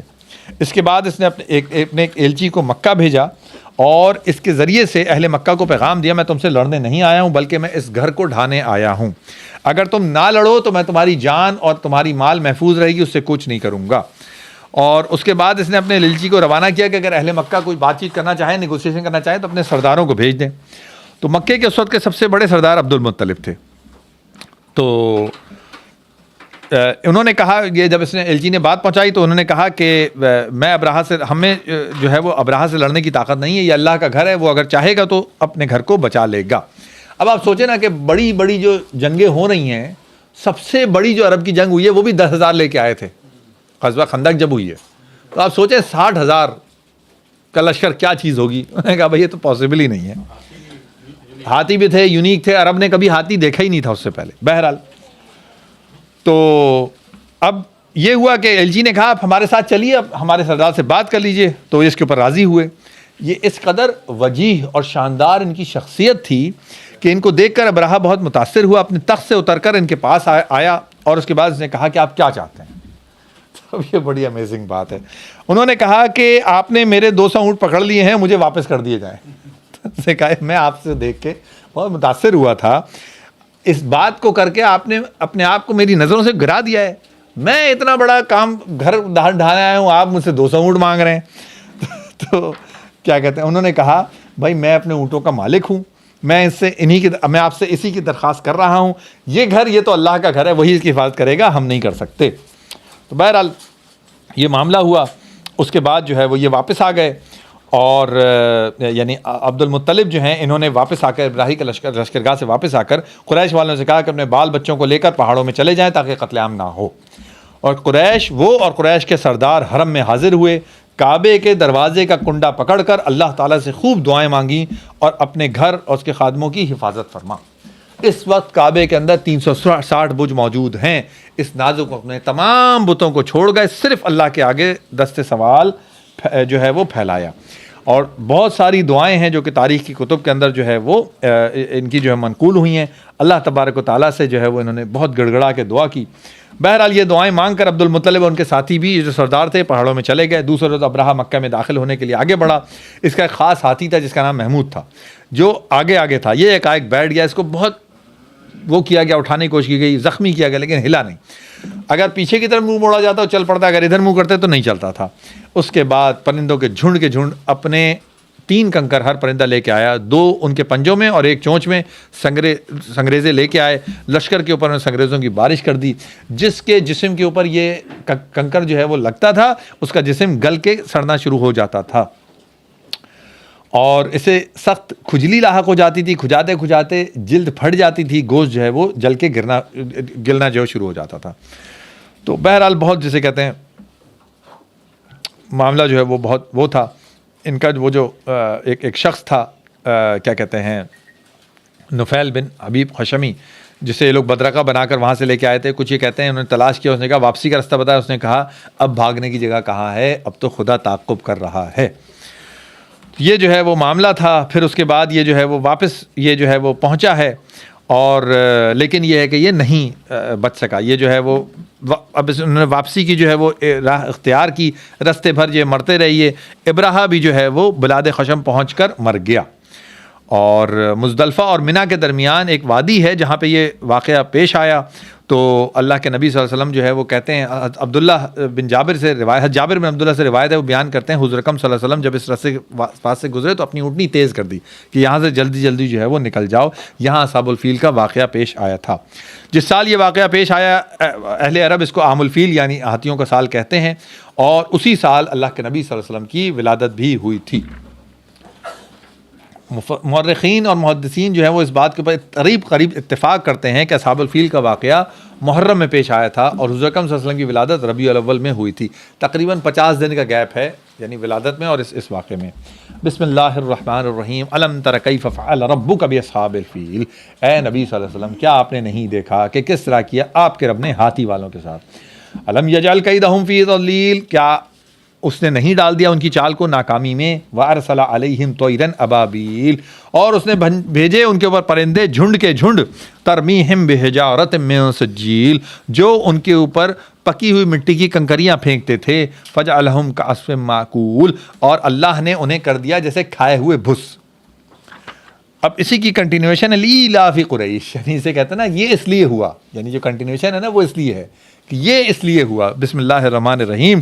لِإِيلَافِ قُرَيْشٍ یعنی اصحاب فیل کو ہلاک کیا گیا اس لیے کہ امن دینے کے لیے قریش کو. إِيلَافِهِمْ رِحْلَةَ الشِّتَاءِ وَالصَّيْفِ امن دینے کے لیے انہیں سردی اور گرمی کے سفر کی خاطر. فَلْيَعْبُدُوا رَبَّ هَذَا الْبَيْتِ پس انہیں چاہیے کہ عبادت کریں اس گھر کے رب کی. جو باقی جو 360 تم نے رکھے ہیں ان کی عبادت مت کرو. الذی اطعمہم من جوع جس نے کھانا دیا انہیں بھوک سے بچانے کے لیے. وآمنہم من خوف اور انہیں امن دیا خوف سے. اس کے بعد سورۃ المعون ہے, جزا اور سزا کو جھٹلانے کا جو پست کردار ہے اس کی طرف اشارہ ہے. بسم اللہ الرحمن الرحیم. ارأیت الذی یکذب بالدین اے نبی صلی اللہ علیہ وسلم کیا آپ نے دیکھا اس شخص کو جو جھٹلاتا ہے بدلے کے دن کو. فَذَلِكَ الَّذِي يَدُعُّ الْيَتِيمَ یہ وہی ہے جو دھکے مارتا ہے یتیم کو. وَلَا يَحُضُّ عَلَىٰ طَعَامِ الْمِسْكِينِ اور نہ ہی ترغیب دیتا ہے مسکین کو کھانا کھلانے کی. فَوَيْلٌ لِّلْمُصَلِّينَ پس ہلاکت ایسے نمازیوں کے لیے. الَّذِينَ هُمْ عَنْ صَلَاتِهِمْ سَاهُونَ جو اپنی نماز سے غافل ہیں. الَّذِينَ هُمْ يُرَاءُونَ اور وہ جو کہ دکھاوا کرتے ہیں. وَيَمْنَعُونَ الْمَاعُونَ اور روکتے ہیں عام استعمال کی چیز کو جو کسی کو دی جائے. کوئی بہت سونا چاندی نہیں, عام استعمال کی چیز لوگوں کو نہیں دیتے. اور اس کے اوپر بھی بڑا جسے کہتے ہیں ڈیٹیل سے مفسرین نے کہا ہے کہ یہ نماز پڑھنے والوں کے لیے ہلاکت ہے. وہ جو نماز پڑھتے ہیں ان کے لیے ہلاکت ہے. کیوں؟ کیونکہ وہ اپنی نمازوں سے غافل رہتے ہیں, اس کو وقت پہ ادا نہیں کرتے. یہ چیز بڑی جسے کہتے ہیں امپورٹنٹ ہے. یا نماز پڑھتے ہیں تو دکھاوے کے لیے. پھر اس کے بعد خیر کثیر اس کا جو ہے بڑی پیاری جسے کہتے ہیں یہ ہمارے سامنے جو ہے وہ آ گئی صورت. یہ دو صورتیں بڑی امیزنگ صورتیں ہیں. ایک اللہ کے نبی صلی اللہ علیہ وسلم کے حوالے سے ایک پینیکل جو ان کا درجہ وہ, اور ایک خود اللہ کے حوالے سے. دونوں انتہائی چھوٹی چھوٹی صورتیں 3 آیات والی. یہ سورہ کوثر اور سورہ اخلاص. بسم اللہ الرحمن الرحیم. انا اعطیناک الکوثر اے نبی صلی اللہ علیہ وسلم بے شک ہم نے آپ کو عطا کی خیر کثیر. فصل لربک وانحر پس نماز پڑھیے اپنے رب کے لیے اور قربانی کیجیے. ان شانئک هو الابتر بے شک آپ کا دشمن ہی بے نشان ہے. یہ حوض کوثر کے متعلق جو ہے وہ مفسرون کہتے ہیں یہ قیامت کے روز آپ صلی اللہ علیہ وسلم کو عطا ہوگا اس سخت وقت میں جب ہر شخص العطش یعنی پیاس جو ہے وہ پکار رہا ہوگا. آپ صلی اللہ علیہ وسلم کی امت آپ کے پاس اس پر حاضر ہوگی اور اس سے سیراب ہوگی. آپ سب سے پہلے جو ہے وہ یہاں پہ پہنچنے والے جسے کہتے ہیں حضور اکرم صلی اللہ علیہ وسلم ان کے امتی ہوں گے.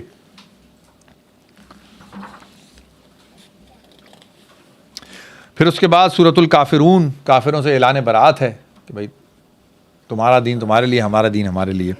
بسم اللہ الرحمن الرحیم. قل یا ایھا الکافرون اے نبی صلی اللہ علیہ وسلم فرمائیے اے کافرو لا اعبد ما تعبدون میں عبادت نہیں کرتا اس کی جس کی تم عبادت کرتے ہو. ولا انتم عابدون ما اعبد اور نہ تم عبادت کرنے والے اس کی جس کی میں عبادت کرتا ہوں. ولا انا عابد ما عبدتم اور نہ ہی میں عبادت کرتا ہوں اس کی جس کی تم نے عبادت کی. ولا انتم عابدون ما اعبد نہ تم عبادت کرنے والے اس کی جس کی میں عبادت کرتا ہوں. لکم دینکم ولی دین تمہارے لیے تمہارا دین میرے لیے میرا دین. پھر اس کے بعد سورۃ النصر اللہ کے نبی صلی اللہ علیہ وسلم کی جو مشن ہے اس کی کامیابی کا اعلان. حضرت عبداللہ ابن عباس کا بیان ہے یہ قرآن کی آخری مکمل صورت ہے, یعنی اس کے بعد کوئی صورت مکمل جو ہے وہ حضور اکرم صلی اللہ علیہ وسلم کے اوپر نازل نہیں ہوئی.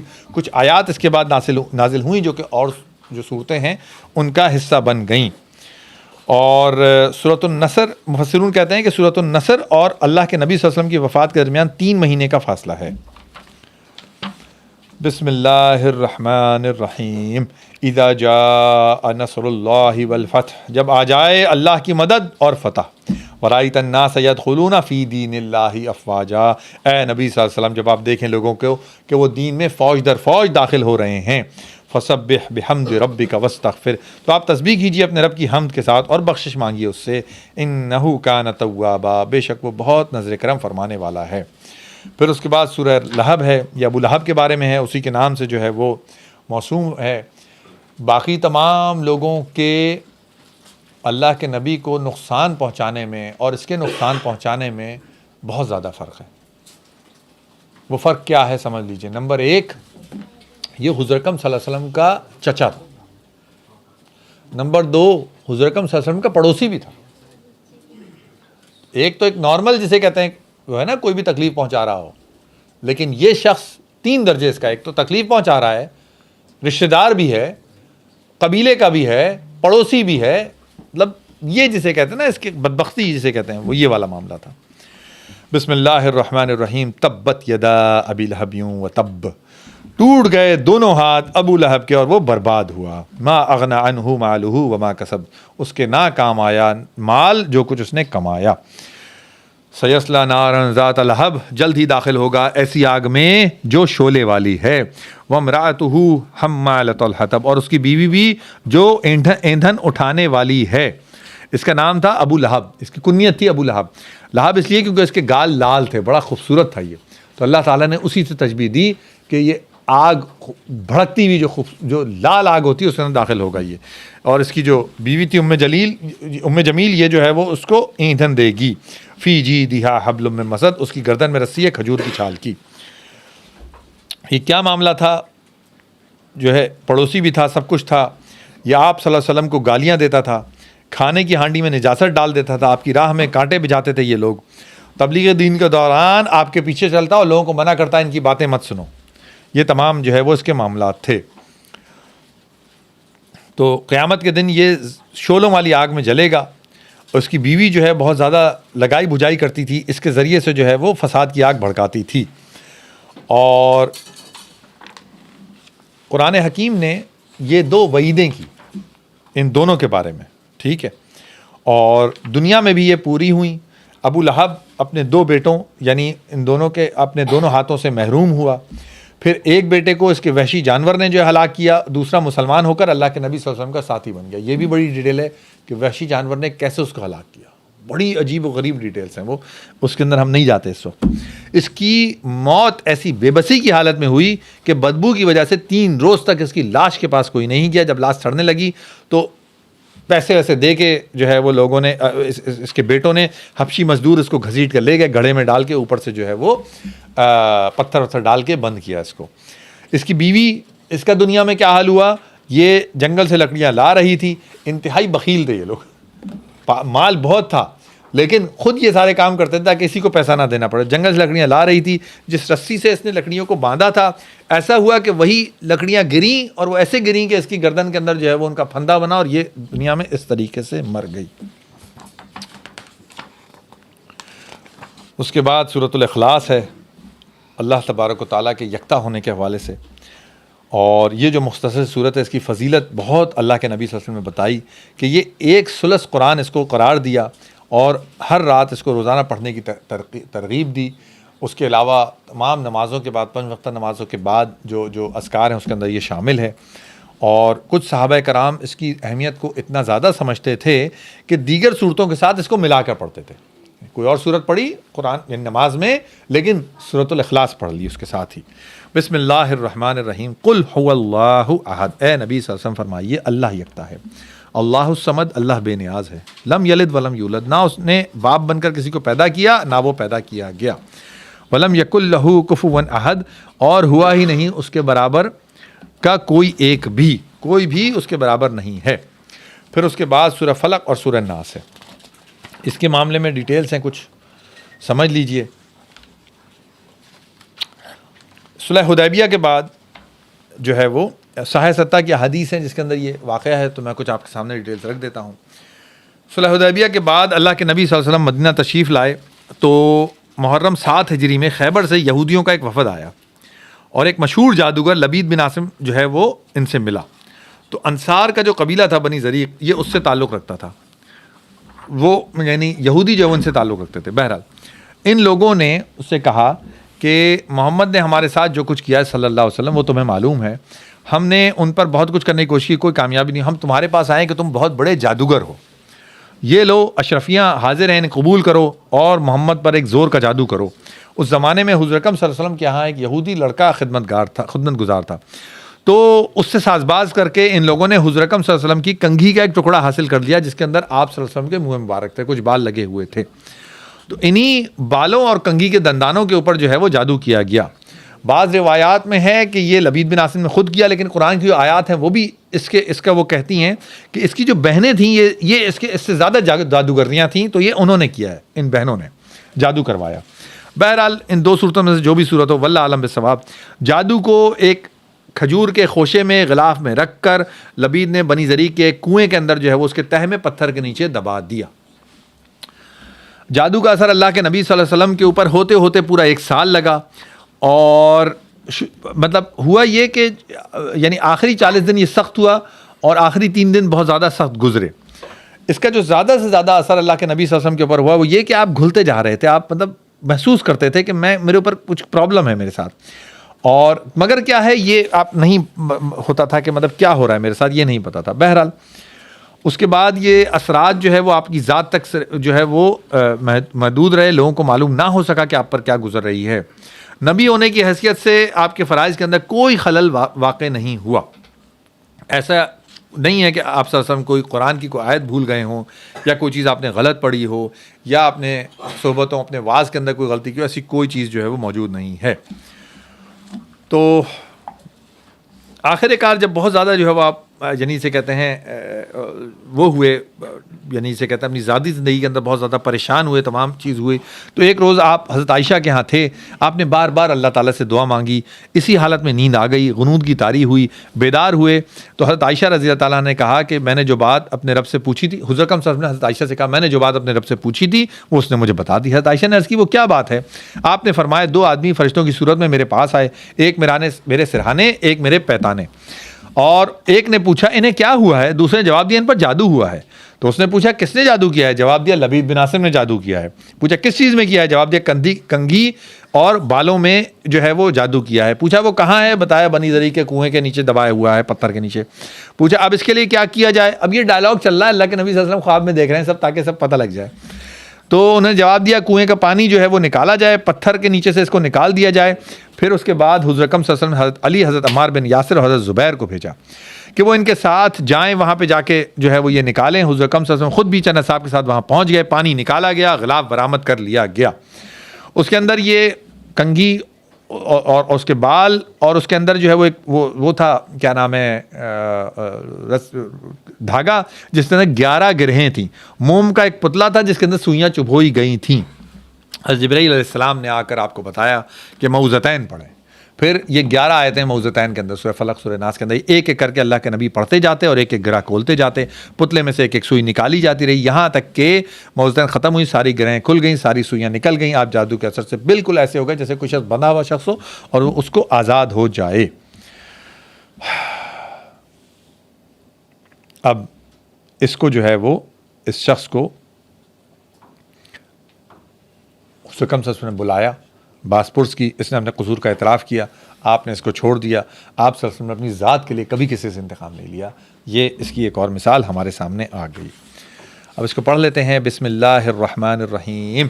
قل اعوذ برب الفلق. اے نبی صلی اللہ علیہ وسلم فرمائیے میں پناہ پکڑتا ہوں صبح کے رب کی، من شر ما خلق، ہر اس چیز کے شر سے جو اس نے پیدا فرمائی، ومن شر غاسق اذا وقب، اور اندھیری رات کے شر سے جب وہ چھا جائے، ومن شر النفاثات فی العقد، اور ان کے شر سے جو بہت پھونکنے والیاں ہیں گروہوں میں.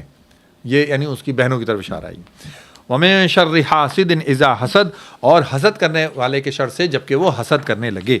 بسم اللہ الرحمن الرحیم. قل اعوذ برب الناس. اے نبی صلی اللہ علیہ وسلم فرمائیے میں پناہ پکڑتا ہوں لوگوں کے رب کی، ملک الناس، لوگوں کے بادشاہ کی، الہ الناس، لوگوں کے معبود کی، من شر الوسواس الخناس، بار بار وسوسہ ڈالنے والے کے شر سے جو ہٹ ہٹ کر آنے والا ہے، بار بار آتا ہے. وہ کیوں چلا جاتا ہے؟ جیسے جب اقامت کھڑی ہوتی ہے تو شیطان بھاگ جاتا ہے، پھر اس کے بعد دوبارہ سے آتا ہے، لوگوں کے نماز کے درمیان جو ان کو وسوسے ڈالتا ہے اس کی طرف اشارہ، یا بار بار آتا رہتا ہے، بار بار وسوسے ڈالتا ہے، اس کی طرف اشارہ. الذی یوسوس فی صدور الناس، جو وسوسے ڈالتا ہے لوگوں کے سینوں میں، من الجنۃ والناس، جنوں اور انسانوں میں. بہت ساری احادیث ہیں اس کے حوالے سے، شیطان کے اس دل کے حوالے سے، کہ وہ جو ہے وہ انسان کے دل کے اوپر بالکل جسے کہتے ہیں جیسے سانپ ہو اور وہ ایسے منہ کھول کھڑا ہو، ایسے ہوتا ہے وہ.